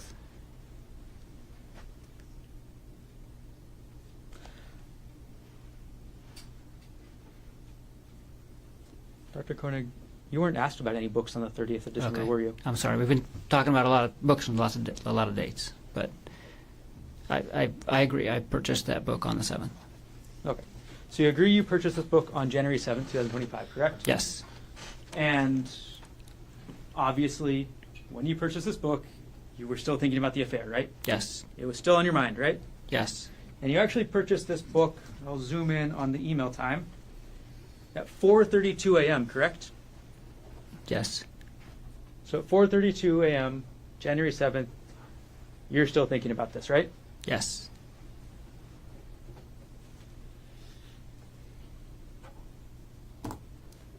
The same day, January 7th, 2025, at 6:59 a.m., you go back into your JPR, Jesse Patella Ray, divorce folder, correct? I have no recollection of going into the divorce folders from my previous divorce during this time. Again, no recollection? No recollection. We're going to publish dates 113 at page 3. Can you take a look at that? Yes. All right. So this is a file name 2012 412 Ghent plane ticks, correct? Yes. The document we're talking about is a plane ticket to go to the city of Ghent in Belgium, correct? Yes. And that's a trip that you and Jesse Patella Ray took together, right? Yes. And as the metadata shows, the last access date and time, January 7th, 2025 at 6:59 a.m., correct? Yes. This one is not in the supportive documents folder, though, is it correct? Is it? No, it's in the same hearing folder, but it's a folder called Jesse Lived Extravagant Life. Jesse being the woman you were divorcing at the time, correct? Yes. You made a folder called Jesse Lived an Extravagant Life, right? That's correct. You were a little bitter at the time you made this, right?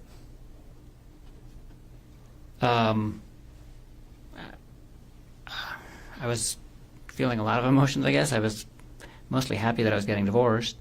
At that time, we had, separated, and we were both, at that time, she was ready to get remarried, actually. And I was moving on, and I wasn't really feeling bitter, but the folder name is descriptive of what's in it, not of my feelings at the time, I guess I would say. Okay. You made the name on the folder, right? Yes, And you say it's descriptive of the documents inside, correct? that's correct. So that means the documents inside are your evidence of how extravagant your ex-wife's life was, correct? That's correct. Dr. Konig, isn't it true that this trip in 2012 to Ghent, you went with Ms. Patella Ray? Yes, You guys went on that trip together, right? yes, And it's in the Jesse Lived Extravagant Life folder, correct? yes. Before I move on to the next date, do you want to take the break or no? Of course. You can go up until 12:30 if you just want to let you take the break, unless we should take it now. The next group has quite a lot. Okay. We'll take our break now. So, ladies and gentlemen, we'll come back at 1:30.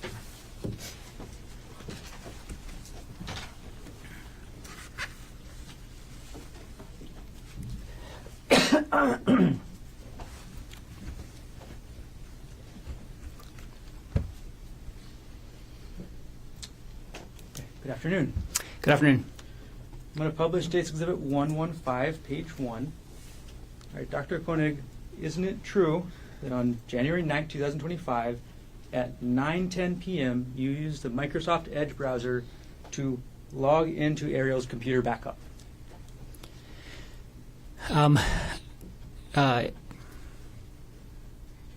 Yes, So what you're logging into that this exhibit shows is a backup of Ariel's hard drive created in 2011, correct? no. It's a portable hard drive that she had that had old documents on it. Okay. And you wanted to go into Ariel's old hard drive to look at the documents, right? That's right. And again, January 9, 2025, 9 p.m., correct? Yes. Or 9:10 p.m., correct? Yes. Okay. So, and this is through a program called Memio, right? I don't know what Memio is. All right. Well, regardless, you go in and No. you look at your documents, correct? Yeah, I just go in and look at the documents. I don't know what Memio is. All right. So you go into the folder for Ari, correct? Yes, And you go into the documents folder, right? yes, and you go into the divorce folder, correct? Yes. And in that folder, you open a document called Notes. Is that right? Yes. Okay. Moving on to page 2 of the exhibit. This is the same folder, correct? Yes. Okay, the ARI folder. I'm sorry, this is a different folder. This is the ARI folder and then the Downloads folder, correct? Yes. And the document you're looking at 9:14 p.m. on January 9, 2025 is called Complaint for Absolute Divorce. Is that Yes. right? And page 3 of the exhibit, this is also in the Downloads folder, correct? That's correct. And the document you are viewing at 9:15 p.m. is called Rosen-Divorce, correct? Yes.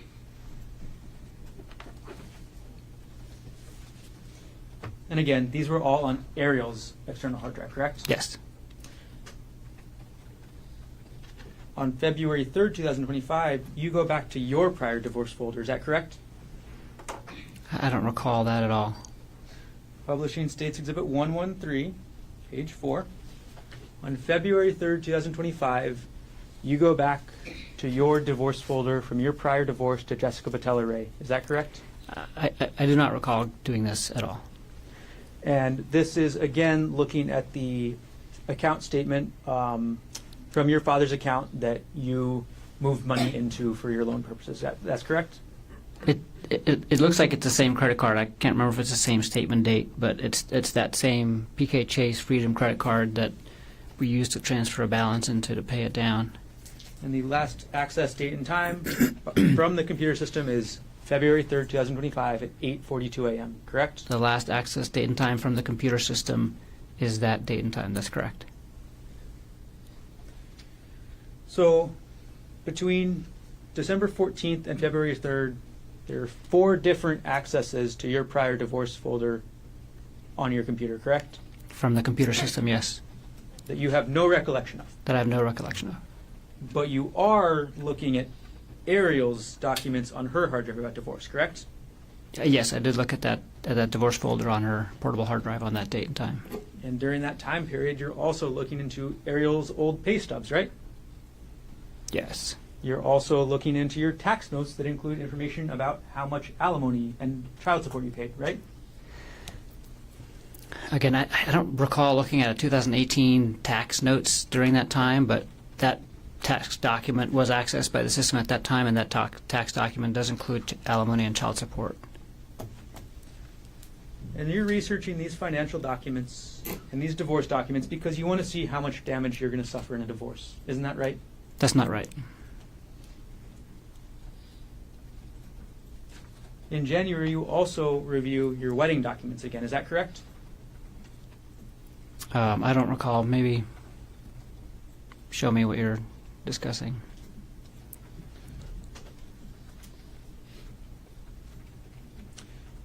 On January 22nd, 2025, you access your wedding spreadsheet again, correct? I might have. I don't specifically recall. Published dates 124 at page 11. The access date is January 22nd, 2025, correct? That's correct. And this is another spreadsheet with the same material we talked about earlier, correct? Yeah, that's another Guest list, right? version of the wedding spreadsheet. Yes. It's got your guest list on it, yes? Yes.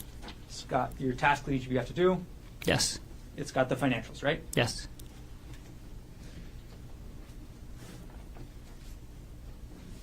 And on the same date, January 22nd, 2025, at 3:04 p.m., you view a document called Worthington Konig Wedding Room Block 9.14.18, correct?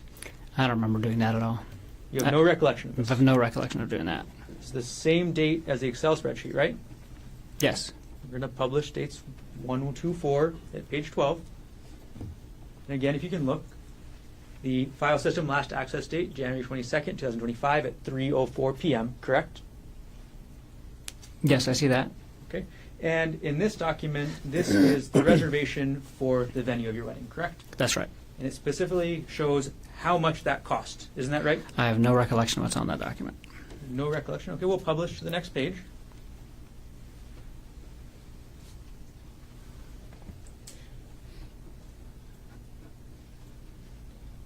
There's a table in the middle right here, isn't there?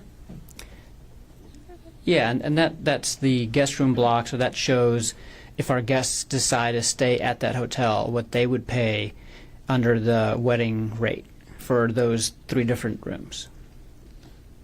We'll move on to the next page. This is basically rules that you have to follow, or what you have to decide Sure. what the rules are.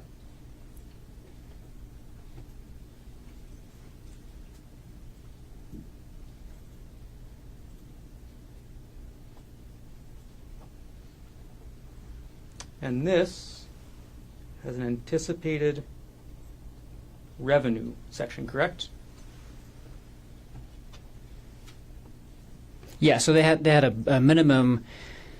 So we were holding our wedding at this venue, and they had a minimum revenue that they needed to generate from room reservations from our guests, and that was the minimum.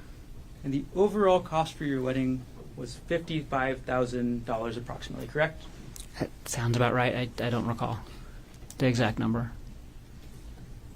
But And you were is looking at- that in that document? Is Asked that- you in general. No. Oh, I'm just wondering where you got your number from. The overall cost from your wedding is from your spreadsheets, correct? Yes. So you're looking up multiple different spreadsheets with the cost, right? I have no recollection of looking at the wedding room block document. I don't have a recollection of looking at the wedding spreadsheet either, but I could potentially think of a reason why I would have done that. But I've no recollection of opening that wedding room block and have no idea why I would have done that. The next date that you open the wedding spreadsheet is February 24th, 2025. Isn't that correct? I don't remember opening the wedding spreadsheet, but You don't recall? Okay. You also open a document called Final Floral Proposal on March 14th, 2025. Isn't that correct? no, I don't think I did. I don't remember doing that. And if that's related to the wedding, I certainly did not look at the floral contract or whatever. What is it called? You're saying you did not look at the floral contract No.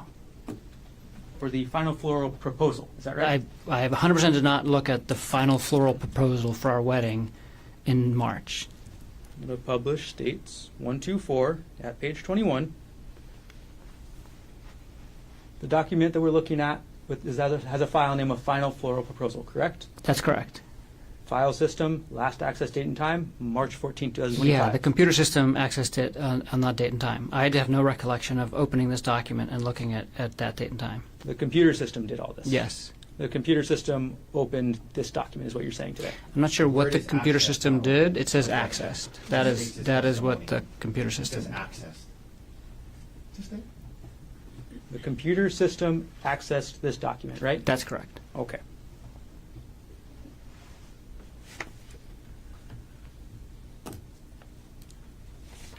On January 22nd, 2025, you viewed a UBS portfolio detailing your and your wife's retirement accounts, correct? That's correct. And that was a statement from December 2004, correct? 2004? 2024, correct? Yes.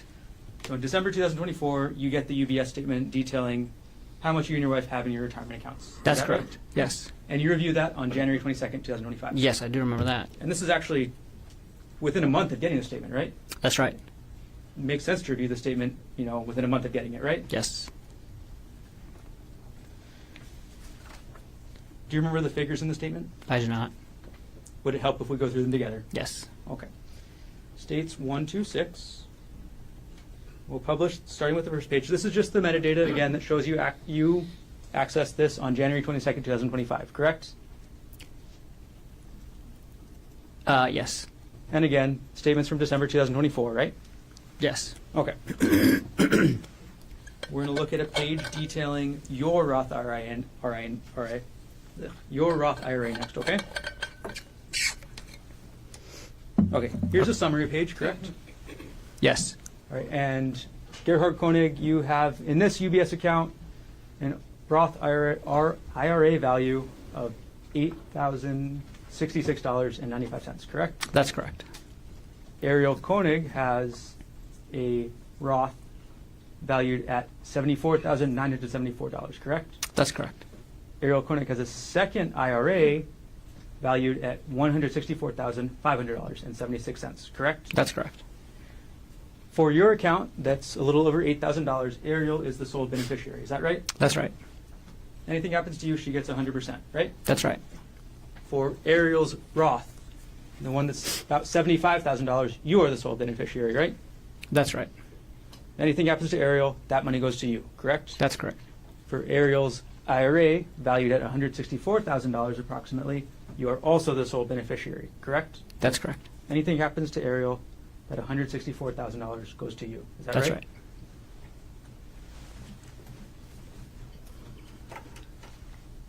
In January 22nd, 2025, that's about the same time that you're doing all your life insurance work, right?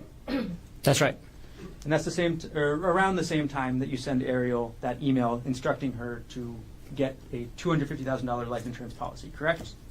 I did not instruct her to get that. It was a discussion that we had together, and the email was a summary of the product and the person to talk to after I contacted AAA. So I wasn't telling her to get life insurance. It was, here, contact this guy and ask for this product to get the life insurance that we discussed. And you sent that on January 21st, is that correct? I don't recall the exact date, but that sounds like it's the right date.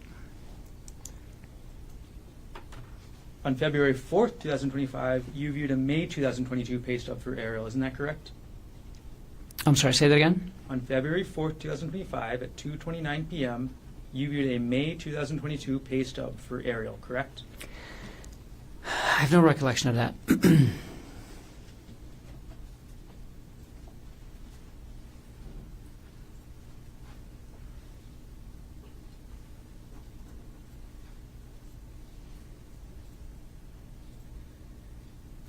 We'll publish States Exhibit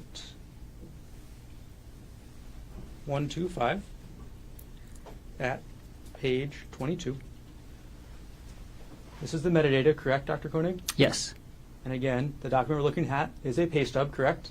that's right. There's one pay stub from 2022 at the end of May. And this is in your taxes folder on your computer, right? Yes, that's in the shared drive in the taxes folder. That's correct. Your testimony today is you have no recollection of looking at this. I have no recollection of looking at this. And the information contained in this pay stub is only the amount Ariel got paid that 1 month, For right? that 1 month, correct. Yeah, it doesn't make any sense that I would have looked at 1 month of pay stub data from 2 years ago at that Wouldn't make time. any sense, right? It would not.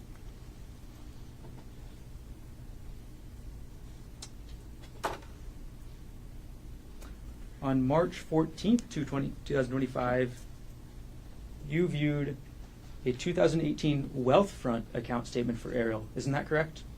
I don't have any recollection of that. Published States Exhibit 125 at page 24. Now, again, this is about a 2018 statement, correct? That's correct. And this is a statement for an account, a retirement account, or sorry, an investment account belonging only to Ariel. Isn't that correct? Yeah, but I don't even think she still had it at this point in time. So this was a Objection, non-responsive. yeah. I have no recollection. I have no recollection of looking at this document. Ask the question again. This document is from 2018, correct? That's correct. And again, no recollection. No recollection.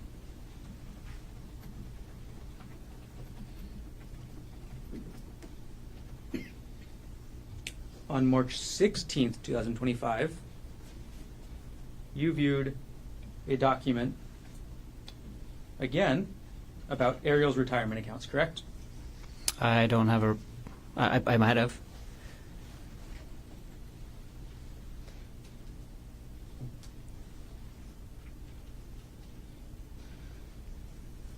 In a published States Exhibit 125 at page 36. On March 16th, 2025, you accessed a document that belongs, or that is about Ariel's financials, correct?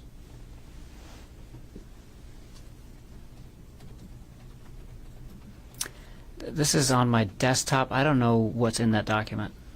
So this document isn't actually even in your taxes folder, right? Right. This is on my desktop. Meaning every time you open up your desktop, you see this document, right? No, I have probably 3 dozen different random documents that just tend to collect on my desktop. If I copy something and email it, sometimes I put it on my desktop for, during that time. I was not aware that this was on my desktop. I'm sure it was. That's the location of it, and I don't remember. Don't remember what this document is at all. This document is again from 2022, right? That's correct. And this is showing how much Ariel had in her Westinghouse retirement account in 2022. Is that right? I can't answer that unless I can look at the document. We'll publish the next page. This is a similar document to one that we viewed this morning, right?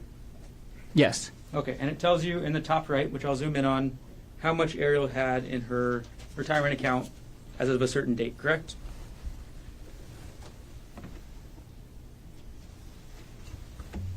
Yes. It says the total value of that account, and what's the date? The date was, the account summary shows 2022 in November, correct? Oh, yeah. So this document is about Ariel's retirement account from November 2022, correct? That's correct. Yeah, I remember looking at this. I did look at this. Okay, now you do remember looking at I do, this. yes. Okay. And November 2022 is a couple years before March 2025, correct? That's correct. It's 2.5 years, right? Yes.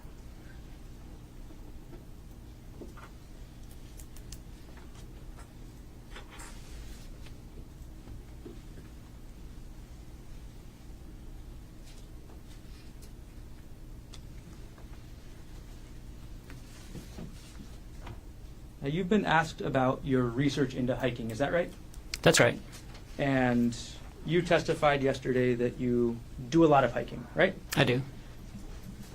Isn't it true that there are only searches and computer data related to hiking between the dates of February 28, 2025 to March 4th, 2025 on that computer? That's correct. Well, objection. There was a search range in the search warrant. Do we speak in objections? There was a search range in the search warrant.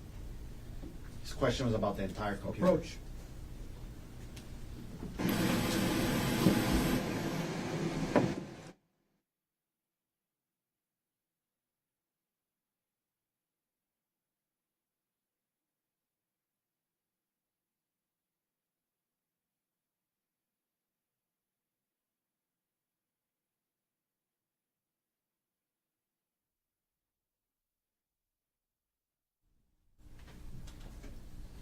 Let's limit the time frame, Dr. Konig. Between December 2024 and March 2025, the only data related to hiking from your computer is for those 5 days, correct? That's correct.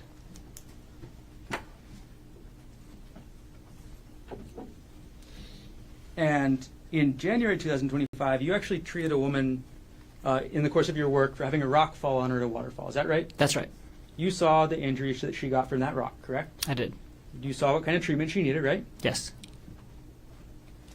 And in February, at the end of February, that's when you started researching hikes, correct? That's correct. Published states 111. Publishing states 111 at page 1. On February 28th at 2:55 p.m., you searched Maui secret hikes, correct? I did. Then on the same date at 3:13 p.m., you searched secret hike Waikamoi Falls, correct? That's correct. Then a couple minutes later on the same day, you move on to Oahu, correct? Yes. And you search best Oahu hikes, right? That's right. And by this time, you know that you're going to be taking, or you've discussed this Oahu trip with Ariel, correct? Yes. And the start of your search for Oahu is best hikes Oahu, right? That's right. And then you go to a website called alltrails.com, correct? Yes. And you filter to Hawaii first, right? Yes. And then Oahu, correct? Yes. And The title of that website is the 10 Best Trails and Hikes in Oahu. That's right. Okay. The Palipuka Trail is not in those 10 best trails, is it? I can't remember, but I don't think so. Publishing next page to page 5. So February 28, 2025, 3:30 p.m., you click on a YouTube link titled Easy Hike on Oahu, Makapu'u Lighthouse Trail. Is that right? That's correct. Okay.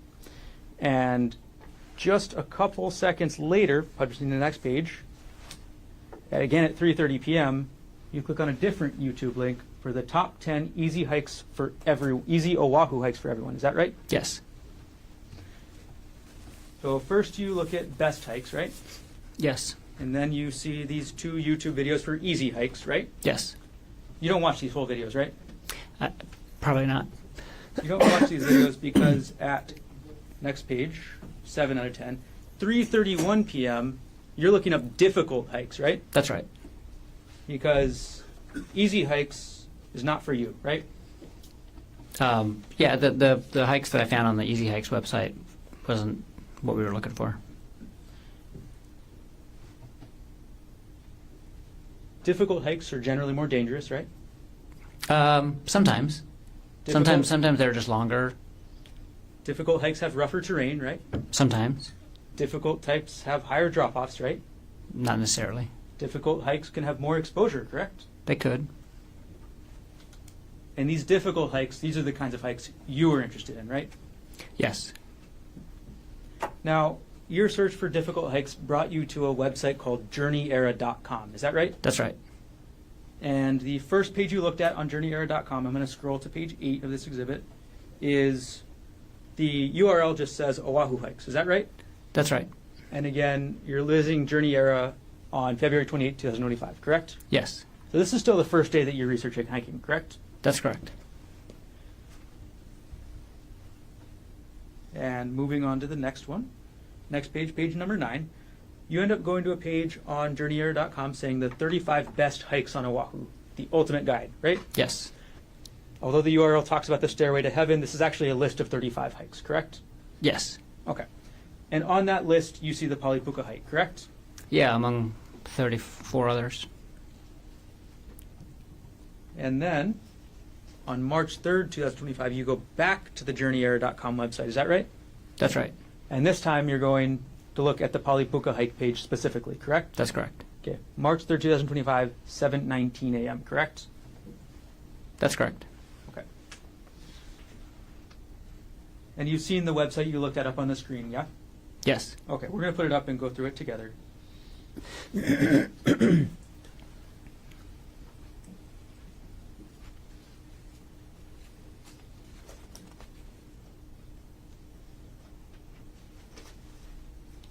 All right, this is the front page of the website, right? Yes. All right, we're going to go to page 2.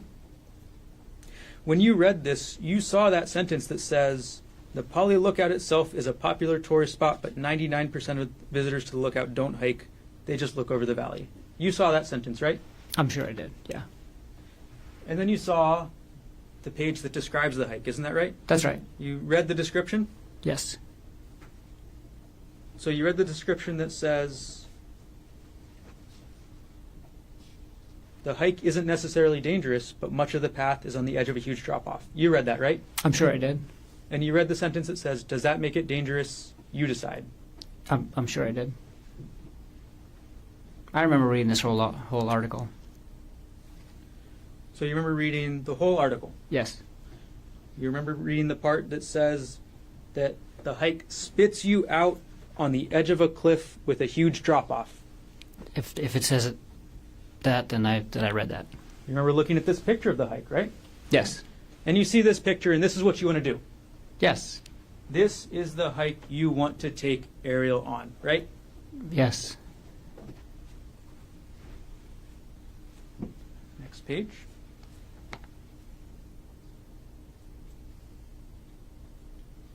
In this page, the author describes and shows a picture of themselves enjoying themselves, right? That's right. They're looking out over the entire windward side, is that right? That's right. And this picture on this side has the puka, is that right? That's right. And this is at the end of the hike, right? I assume so. Actually, from what I've remember from the description is that you can keep going past this for a little while still, but it's close to the end. And I've this never- is I've never ultimately been where there. you want to take Ariel, right? Yes.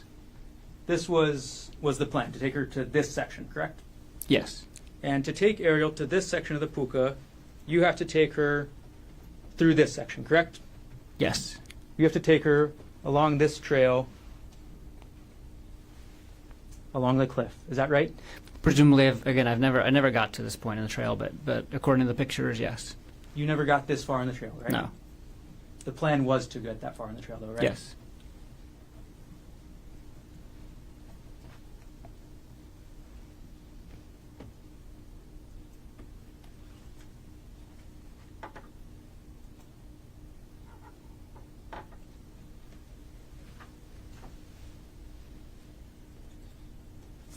And then you saw the end of the article. Sorry, I'll put it back up. You saw the end of the article where it gives you advice, right? Where it says, be safe going down and take it slow, as it can be slippery and the drop looks very unforgiving. Yes. You read that, right? Yes.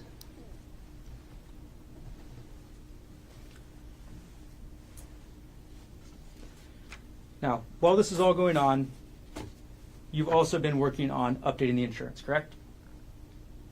Yeah, so we applied at the end of January, and this was March 4th.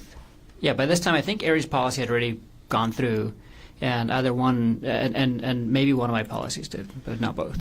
Your insurance policy doesn't go through partially until March 12th and then completely on March 24th. Is that correct? That sounds right.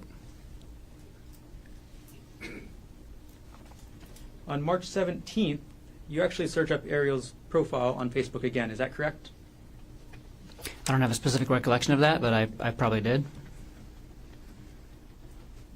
And on March 4th, 2025, you were also looking at WhatsApp again, correct? Probably. I was using WhatsApp every day You were using WhatsApp every day. for work. Now,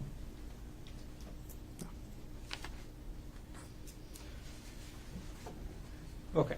And you testified yesterday about your work bag and the medication that was in it, right? Yes. Okay. And you testified that your work bag is used for when you're on call, correct? That's correct. And you testified that you normally keep medication in there to provide if it's a rush situation, right? Yes. And the medication that you keep there can be dangerous, correct? That's correct.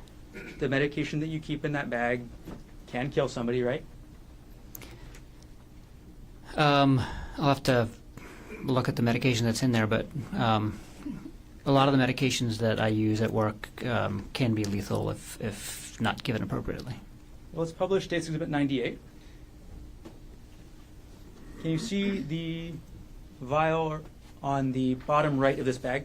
Yes, I can. Do you need me to zoom in so you can read the label? No, I know what that is. The trade name of this drug is called Diprivan, is that correct? That's correct. The actual name of the drug, or the scientific name, is called propofol, correct? That's correct. Propofol is one of the main drugs that actually, I'll use a non-scientific word, puts you to sleep during anesthesia, correct? It's a very common drug that we use to initiate and sometimes maintain anesthesia. Propofol is rather famous, right? Yes. Propofol is the drug that killed Michael Jackson, is that right? That's right. You've heard of that story, of course? Yes. Okay. It is not a controlled substance, that's correct? That's correct. Okay. And you actually have a controlled substance license yourself, too, right? I do. So you can carry more dangerous drugs than propofol, correct? Yeah, I don't think I can. I think because my controlled substance license doesn't allow me to dispense; it just allows me to administer. And so, all of our controlled substances are controlled at all of the locations where we work. And so we have to check them out and check them back in, and then document all of the vials that we used during the day. I've never taken controlled substances home. I would never. It's not something I want to get into. So I don't even know if it's allowed under my license, but I could administer it.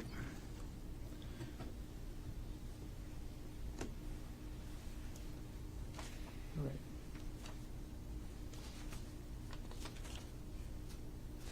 Now, let's take this exhibit down, and let's talk about March 24th, 2025. It was a normal morning, right? Yes. You and Ariel weren't fighting when you woke up at the hotel, correct? No. You gave her that birthday card, right? Yes. And then you and Ariel go to the bakery and get breakfast, correct? No, we went and got breakfast in the hotel. Got it. And then you go to the bakery to get coffee, right? Coffee and pastries, yeah. And then you and Ariel head out in your rental car up to the Poly Puka, is that right? That's right. You drive up the Poly Highway, right? Yes. And you park in the parking lot at the Poly Lookout, correct? That's right. Okay. And you knew from your research into this hike that 99% of the people up at that lookout would not be going on the trail, correct? Yeah, I didn't know the actual amount, but I knew the lookout was popular and the hike was less popular. And that actually said 99% versus 1%, right? Where did what say? The oh, website you researched. the Journey Ear article. Oh yeah, that did say that.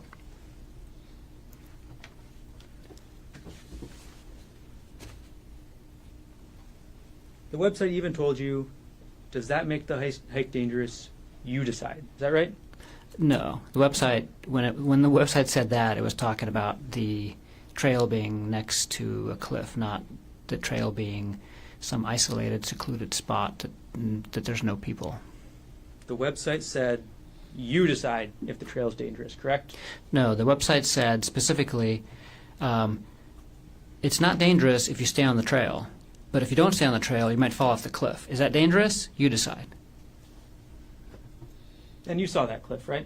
I did. On the picture, And you saw that cliff was at minimum several hundred feet high, correct? yes, You know, common sense tells you somebody falls off that cliff, they're going to die, right? that's correct. And the website even tells you that the hike spits you out on the edge of a cliff with a huge drop off. Is that right? That's right. And that photo that we looked at shows the trail going right along the cliff edge, correct? For parts of it. And this is the hike that you wanted to take Ariel on for her birthday, right? Yes. You wanted to go through the start of the hike, correct? I'm sorry. Can you say that again? You wanted to do more than just start the hike, correct? I wanted to do more than just start the hike. That's correct. You wanted to do the whole hike, is that right? That was the plan.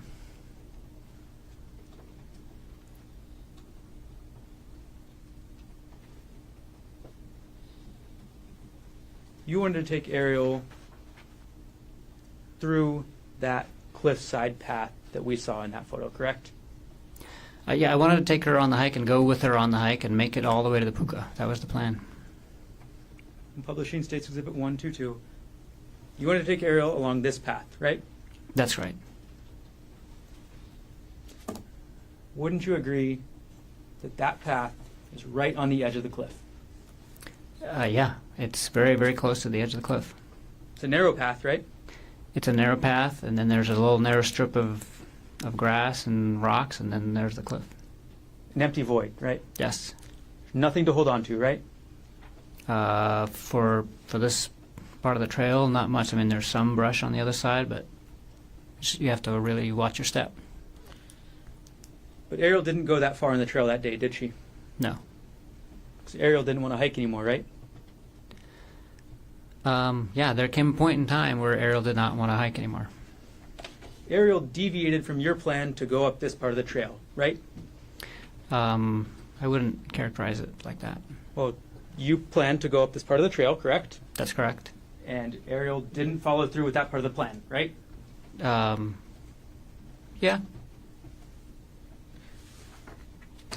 And at some point, you actually continue up the trail yourself, right? That's right. Without Ariel. That's right. On her birthday. That's right. But she didn't follow you, correct? No. She didn't follow you up to this narrow trail with this massive cliff, correct? That's correct. And then you went back down, isn't that right? That's right. And you saw that she was still there, right? Yes, And it was a surprise to you, right? it was. It was a surprise to you because you still had a chance to go through with your plan, right? What plan are you referring to?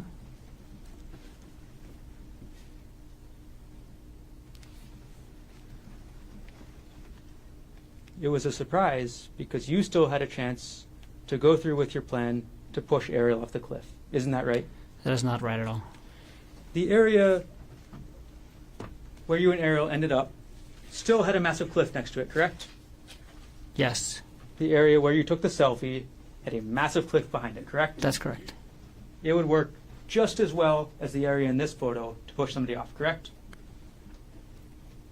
It would work just as well to push somebody off. What do you, like, I don't understand the question. Well, somebody would be just as dead if they fell off this part or if they fell off the part where you guys ended Absolutely. up. Yes? They would be as dead falling anywhere along this trail because the cliff is extremely high. I'm going to take these a bit down.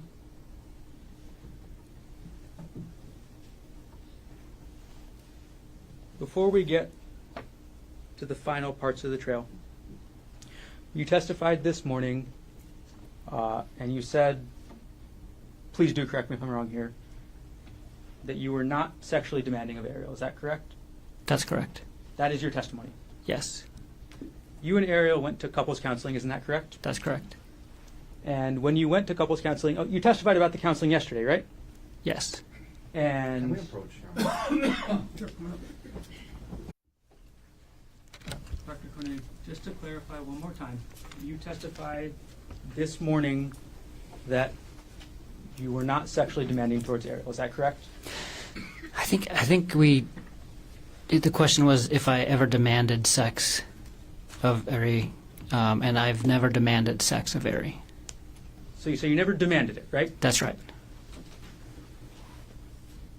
How often did you want to have sex with Ariel? There was no specific number of times. It was up to every other day, right? Was what up to every other day? You wanted to have sex with Ariel and of an amount up to every other day. Isn't that correct? At some point in our relationship, we had sex, I'm sure, every other day for, that period of time, but there was never a point in our relationship where I... What's the question? So, in December 2024, Okay. after you confronted Ariel about this relationship, you Yes. still wanted to have sex with her every other day. That is correct? not true. We had sex for a portion of December, and it was not every other day, and I never demanded to have sex with her every other day in December or at any point in time in our relationship. And after December 24th, she did not have sex with you again, correct? After December 24th, we did not have sex again. And you testified yesterday that you went to couples counseling, correct? That's correct. And you testified that there were other issues, right? That's right. And one of those issues was an intimacy issue, correct? That's correct. And the couples therapist you saw, at least one of them was named Gemma Cannon, correct? That's right. And she had a meeting with you in December 2024, right? She met with both of us on December 27th. December 27th. So this is the same day as you've had this continued fight with Ariel, right? We had, I would say, two arguments, two big arguments in December, and one was around the middle of the month, and the other one was on the night of December 26th, and then we argued about it again on the morning of December 27th, right before counseling. That's correct. So you went to counseling with both you and Ariel, correct? That's right. And you both told the counselor what your problems were, right? Yes. And the counselor, Miss Cannon, Objection. If we're hearsay, if we're getting into what somebody else said. The substance not coming in. Overrule. Excuse me? No. It's not substantive. Overrule. Okay, so you and Ariel both told the counselor what your problems were, right? Yes. Your problem was the same problem you've talked about a lot already, right? The Yeah, emotional affair. The main issue that I wanted to address was the aftermath of the emotional affair, which included a lot of different issues in our relationship. It wasn't just one thing. It was a big kind of. It was a. And Ariel also stated what her problems were, right? That's right.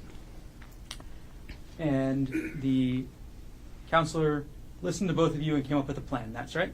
That's right. And the counselor's plan was to deal with the intimacy issues first, correct? The counselor's plan was to deal with the issues that Ariel brought up first. Yes. That was the intimacy issues. Yeah, part of it. And then she would deal with the affair afterwards, right? Yes, and not afterwards, but because again, these are not just like things you check off, off of a to-do list. The affair was causing a lot of issues in our relationship, and addressing those issues were going to take probably years. And the issues that Ari brought up, similarly, was also not just going to be a check off the box thing, and it's probably going to take some time. And the counselor said that she's going to start off with the other issues, and not start off with the affair issues, but it wasn't just like we were going to finish the one, check it off the box, and move on to the next. There's overlapping issues, and it's all to do with the relationship, and so it's not fair to characterize it like we were going to finish one and then move on to the other. But we were definitely going to. She said, we're going to basically let's prioritize talking about the issues that she brought up first. Gerhardt, are you okay with waiting to address a lot of the issues to do with the affair until later in therapy? And I said, absolutely. And you testified yesterday that those issues about the affair were never really resolved. Is that right? No. Yes, that's right. So, talked about Ariel's issues, and the issues you brought up were never resolved. Correct? I'm sorry, ask that again? The first priority was Ariel's issues, the intimacy issues, correct? The first priority was Ariel's issues, and intimacy was one of them. And then your issue, the emotional affair, was never addressed, correct? And our issue, the affair, wasn't adequately addressed ever either. And neither were the emotional issues. And I have to say, part of the affair and the aftermath of the affair, I had emotional issues, intimacy issues as well with her. So the intimacy issues went both ways. And when we... Just I'm going to ask my next question. Go ahead, sorry.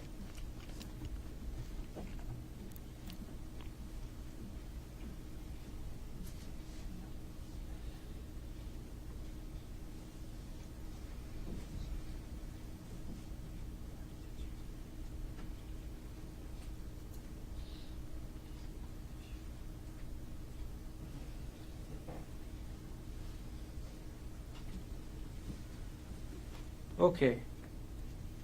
Let's go back to the hike, Dr. Konig. Okay. March 24th, 2025, you testified about the hike yesterday, correct? Yes. You testified that you and Ariel had a massive argument, right? Yes. You testified that on her birthday, Ariel brought up a subject she knew would upset you, right? I'm sorry. You didn't testify to that, but that is what happened, correct? That is what happened, yes. You testified that Ariel brought up that she wanted to go back to work and speak to Jeff Miller again, correct? She was still working, so she wasn't trying to go back to work. She wanted to start traveling with him again. And your testimony is that this is what Ariel decides to bring up on her birthday trip with you, right? Yes. And that she decides to bring this up on the Palipuka Trail, right? That's where she brought it up. That's correct. So you testify that you have this argument, you separate, and then you come back together, right? Yes. You take this selfie right by the cliff, correct? Yes.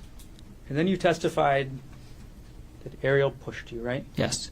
And you testified that you could barely hold on, right? I almost went off the cliff. And then you turned around And you testified that Ariel was 5 to 10 feet away, right? By the time I turned around, she had backed away, and she was not. And yeah, that was part of why I was concerned that that was a shove and not a accidental thing. And then you approached her. You went towards her. I did. So you think you about get pushed off a cliff, and then you go 5 or 10 feet to get to Ariel, right? I moved towards her. That's correct. And then you say that Ariel pulled you onto the ground, right? That's correct. You're bigger than Ariel, right? Yes. You have at least, or at the time of the offense, or at the time of the incident, you had at least 20 pounds on her, right? Yeah, roughly 20 pounds. You're stronger than her, right? Probably. You're a doctor, so you know that men generally are stronger than women, correct? Yes. It's just a scientific matter of testosterone, right? That's true. But you testify that Ariel managed to pull you to the ground, and she pulled you on top of her, right? That's correct. Okay. Then you testified that Ariel wouldn't let you go from on top of her, right? That's correct. You testified that she wrapped her legs around you, right? She wrapped at least one leg around me, yes. Yesterday you said legs, right? I think I said leg. It was at least one. And you testified that she grabbed your testicles, right? She did. And that she wouldn't let go, right? That's right. All this time, you were on top of her, right? That's correct.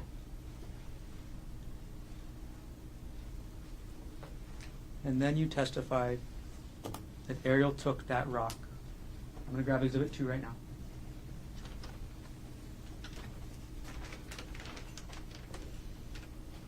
You testified that Ariel took this rock and hit you in the face. Isn't that right? That's right.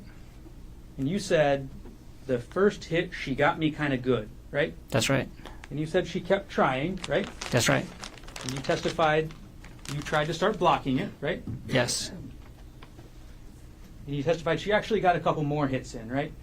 Yes. So, but you don't know how many hits, right? No. One good hit to the side of your face, correct? That's right.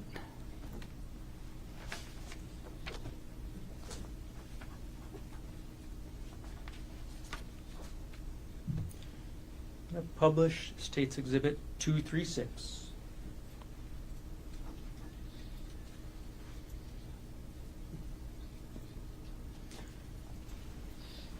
This is a photo of you from March 24th, 2025, correct? That's right. This is immediately after the police arrested you, right? That's right. This is the closest photo of you after Ariel hit you with this rock, right? That's right. Publish alongside State's Exhibit 1.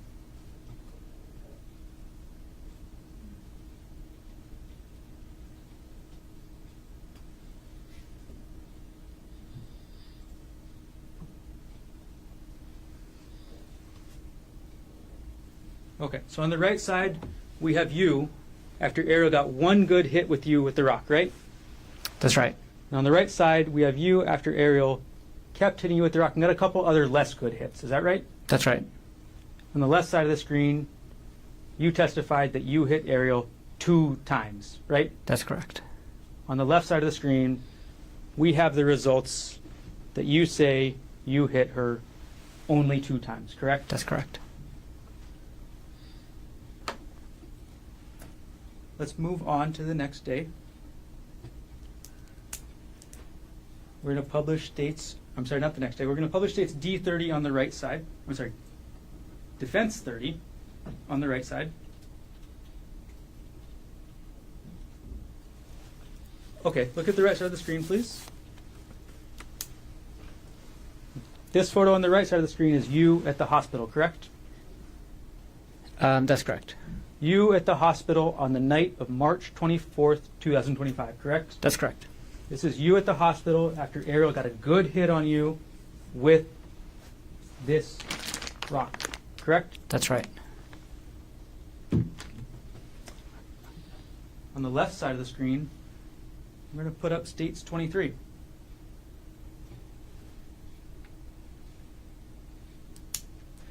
This is Ariel at the hospital, correct? That's right. This is Ariel at the hospital after your 2 hits, correct? That's right.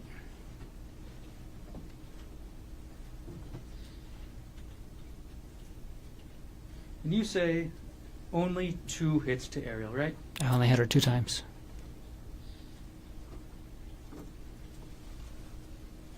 This is the front of Ariel's face after those 2 hits, right? Yes.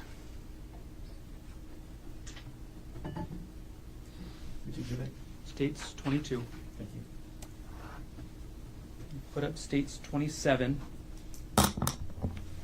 This is Ariel's hand after those. This is Ariel's hand after those 2 hits, right? Yes.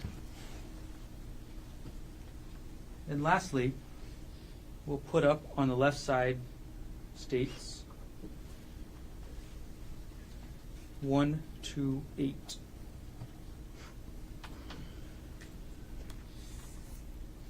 On the left side of the screen, that's Ariel on March 25th, 2025, correct? I don't know when that picture was taken, but I'll take your word for it. That's Ariel the day afterwards, right? Like I said, I don't know when that picture was taken, but I'll take your word for it. We'll publish on the right side states 2, 3, 9.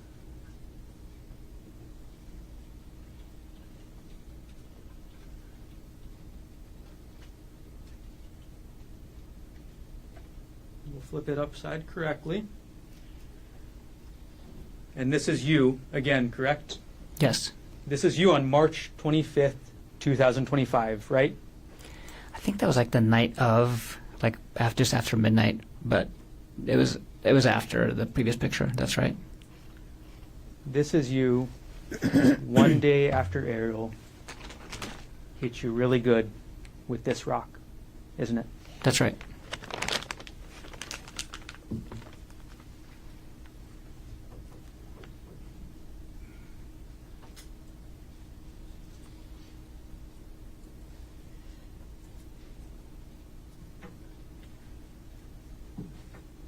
Take the recess.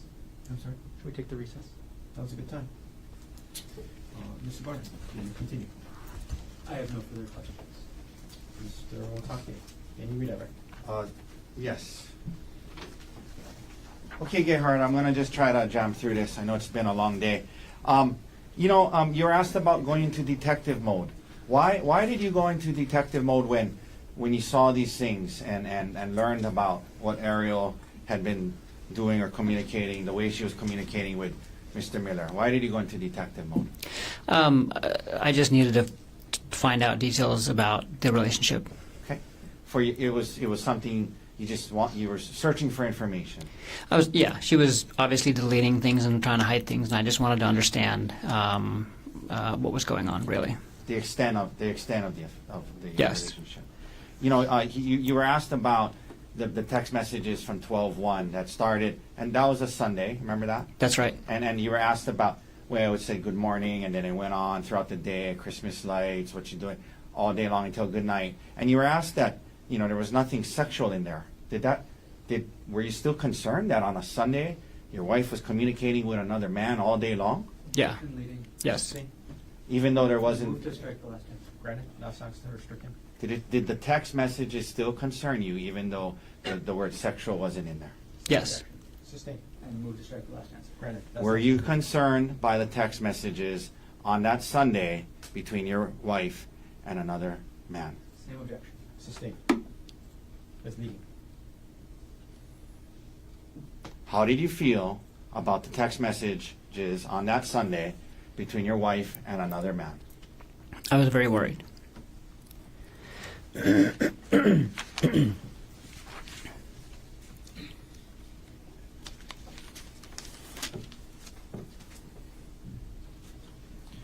Why did you tell Bryant first? Why did you reach out to Bryant?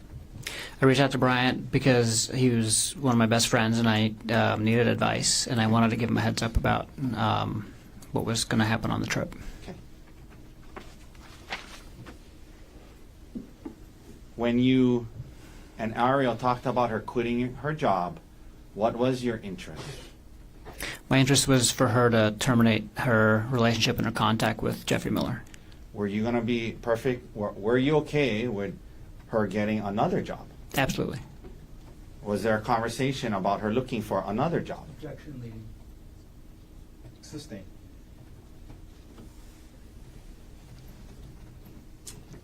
Did you and Ariel talk about what would happen if she quit her current job? Yes. And what did you guys discuss? She was going to look for another job. Okay. You were asked a lot about her move, like this conversation about her moving out and then not. Initially, what was your thoughts about her moving out? Initially, when you found out about it in San Luis Obispo? I mean, I would have preferred if we could deal with the affair in an isolated environment, and so it would have been preferable if she had moved out. Did you eventually change your thoughts on that? Yes.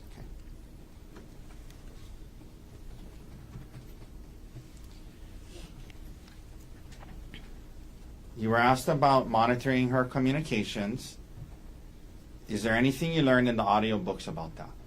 Yes. What did you learn from the audiobooks about monitoring her communications and her sharing, giving up some privacy during this healing period? I learned that as part of rebuilding trust in a relationship after an affair, especially in the digital age, it is going to require proactive giving up of some degree of privacy by the cheating spouse. Okay. Now,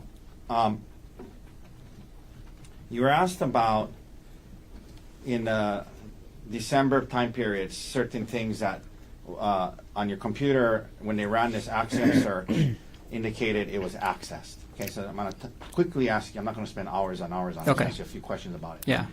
The things about Reddit and the audiobooks and things to do with infidelity. Why were you looking up these things in late December? Because I was working on our relationship. Were you still having a hard time with it all? I was. You know, I asked Detective Inuma about how the search warrant, the computer search, only pulled the terms, the relevant terms, and your name wasn't on there. Do you believe, like during this time period, you were also looking at your own financial? I most certainly was. Objection beyond the scope and expertise. Do you believe you were also looking at your own financials at that time? Yes, I most Okay. certainly were. But you heard Detective Inuma say that search only pulled the ones with her name, yeah? Yes, I heard that.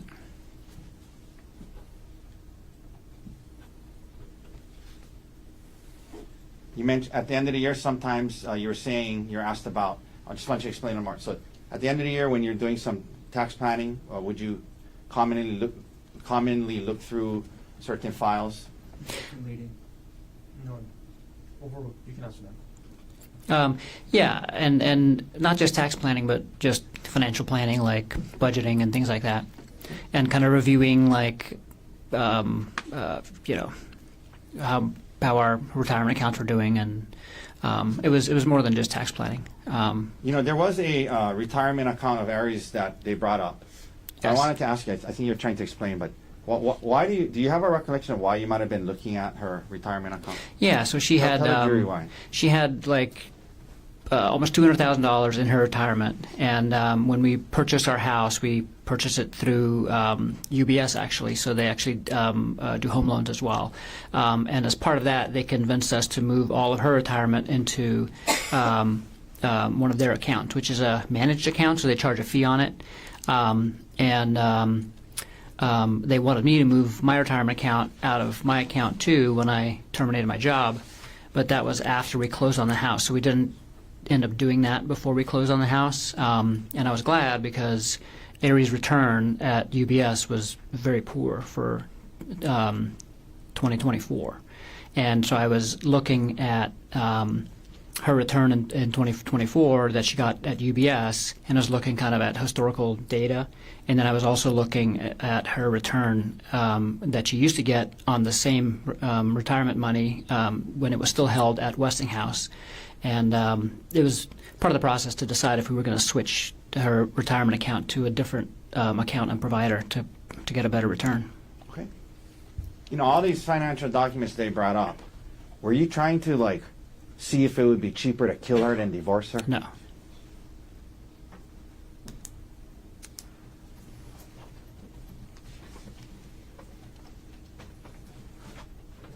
You mentioned Darvo and what that meant.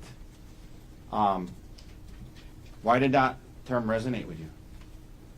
Oh, because so it felt like she was deflecting and then also blaming me for now the affair, and then also bringing up other things.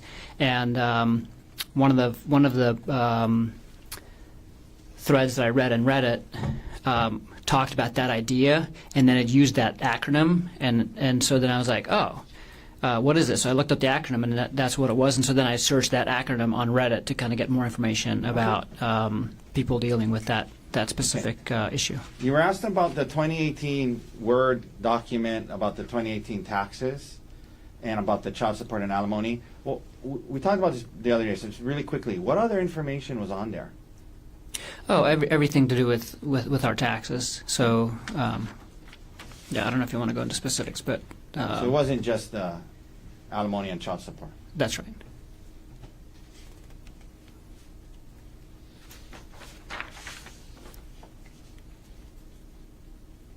Do you typically wake up early in the morning? Yes.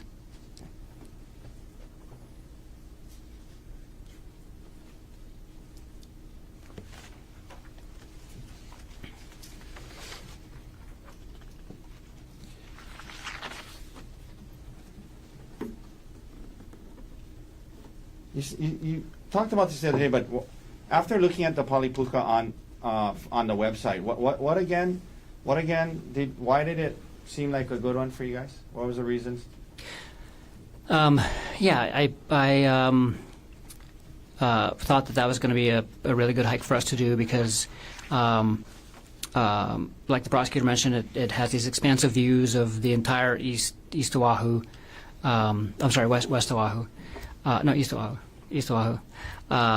And that was kind of one of our goals, is to kind of explore the island but kind of see it, so we can get an idea of what the island looks like. It was a relatively difficult hike, which we're kind of used to, and we liked hikes like that. That's like a little bit out of the ordinary. And it ended up, at this really cool spot where we can take a picture. It was close to Waikiki, and it was a short hike. Okay. Fit into our You guys schedule. wanted to do other things that day. Yes. Okay. 1 second.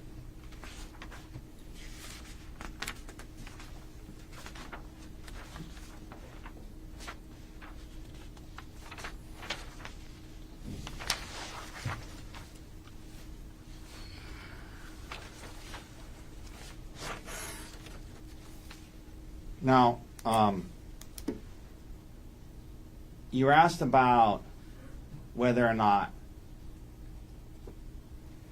during the conversation when you confronted Ariel about the affair in San Luis Obispo, prosecutor asked you if at some point in that conversation you called her a lying bitch and a whore. You remember being asked that? Yes. And was this a long conversation you guys had? Yeah, I mean, I would say we had the conversation about the affair for the entire time we were in San Luis Obispo. But then that first on night, and off, That first night, did that conversation get heated and emotional? It did. Okay. It did. Let me ask you this. It was just the two of you there, right? Oh, when yes. Yeah. And you were asked if you called her those names, and you wanted to tell the jury that you did. Yes. You could have said, no, I didn't call her that, but you wanted them to know that you did call her those names, right? Testifying. Sustained. You testified to this jury. Well, you admit that you called her those names. Yes. Okay.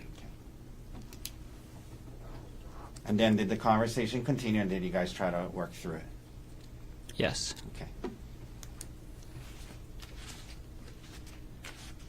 All right, thank you, doctor. That's all the questions I have for you. Any remarks based on what was asked on redirect? Just a moment. Take your time. Actually, before we begin, may we approach on the record? Yes.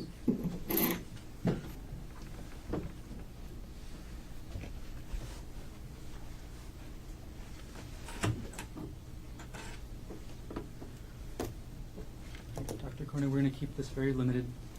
I'm going to go through two situations. Situation one, if Ari divorces you, you're likely going to be paying child support, correct? Yes. And you know from your last marriage, that's very expensive, right? It's not that expensive, but You paid almost $30,000 a year in 2018, correct? it's not a reason why I wouldn't divorce her if we had a good reason for it. That's all I'm saying.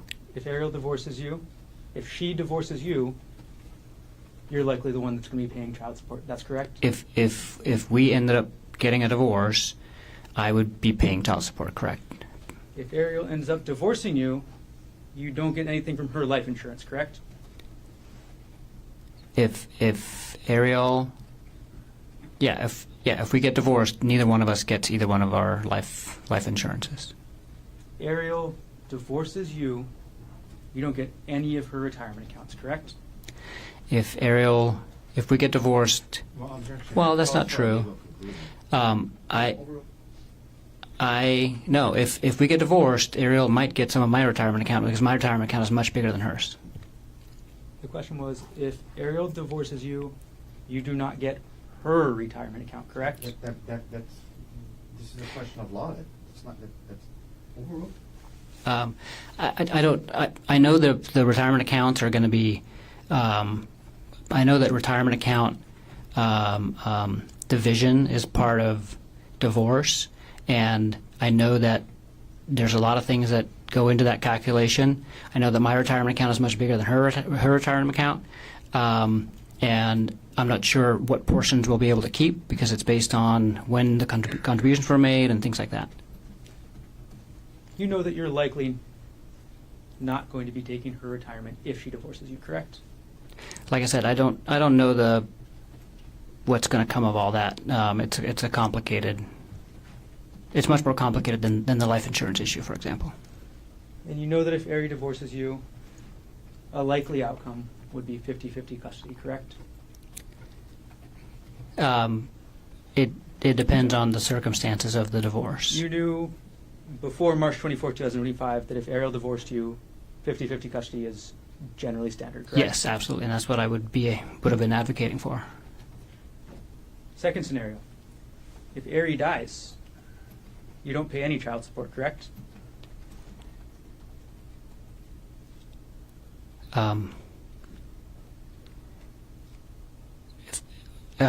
If Ari died when? If Ariel Konig dies, you're not going to be paying her any child support, correct? If Ari dies, and yes, I would not be paying. Yes, I would not be paying a dead person child support. Yes. If Ariel dies, you get the $250,000 life insurance policy she took out, correct? Yes. That your suggestion, correct? Not my suggestion to take out the life insurance policy. It was a joint decision. If Ariel dies, you get $250,000 from her retirement, correct? Yes. As the sole beneficiary, correct? Yes. If Ariel dies, you get full custody of the kids, right? If Ariel dies, I'm the only parent left. Yes. No further questions.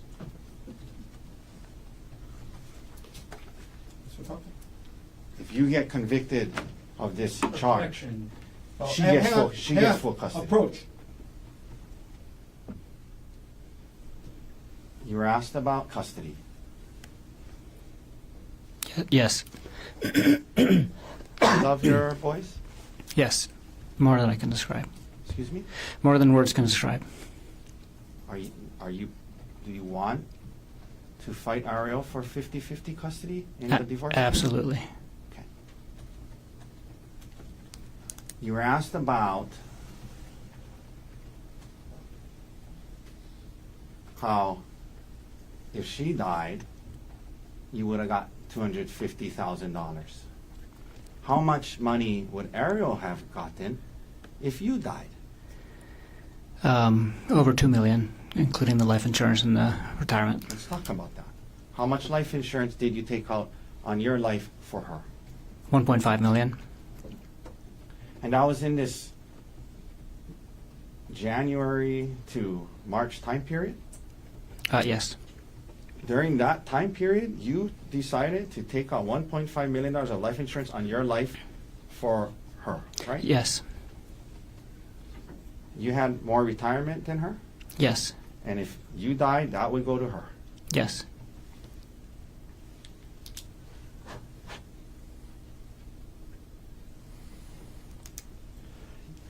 They brought up child support. Throughout, when you were your two older kids, they asked you about that. After you and their mom split up, did you pay child support? Yes. Did you feel it was the right thing to do? Yes. Did you want to do that for your kids? Yes. If you and Ari got divorced, would you be willing to pay child support? Yes. Absolutely. Would you do financially whatever you needed to do to make sure your kids had a good life? Yes. Thank you, Gerhardt. Any other questions? No further questions. Doctor, thank you. You can return back to council seat.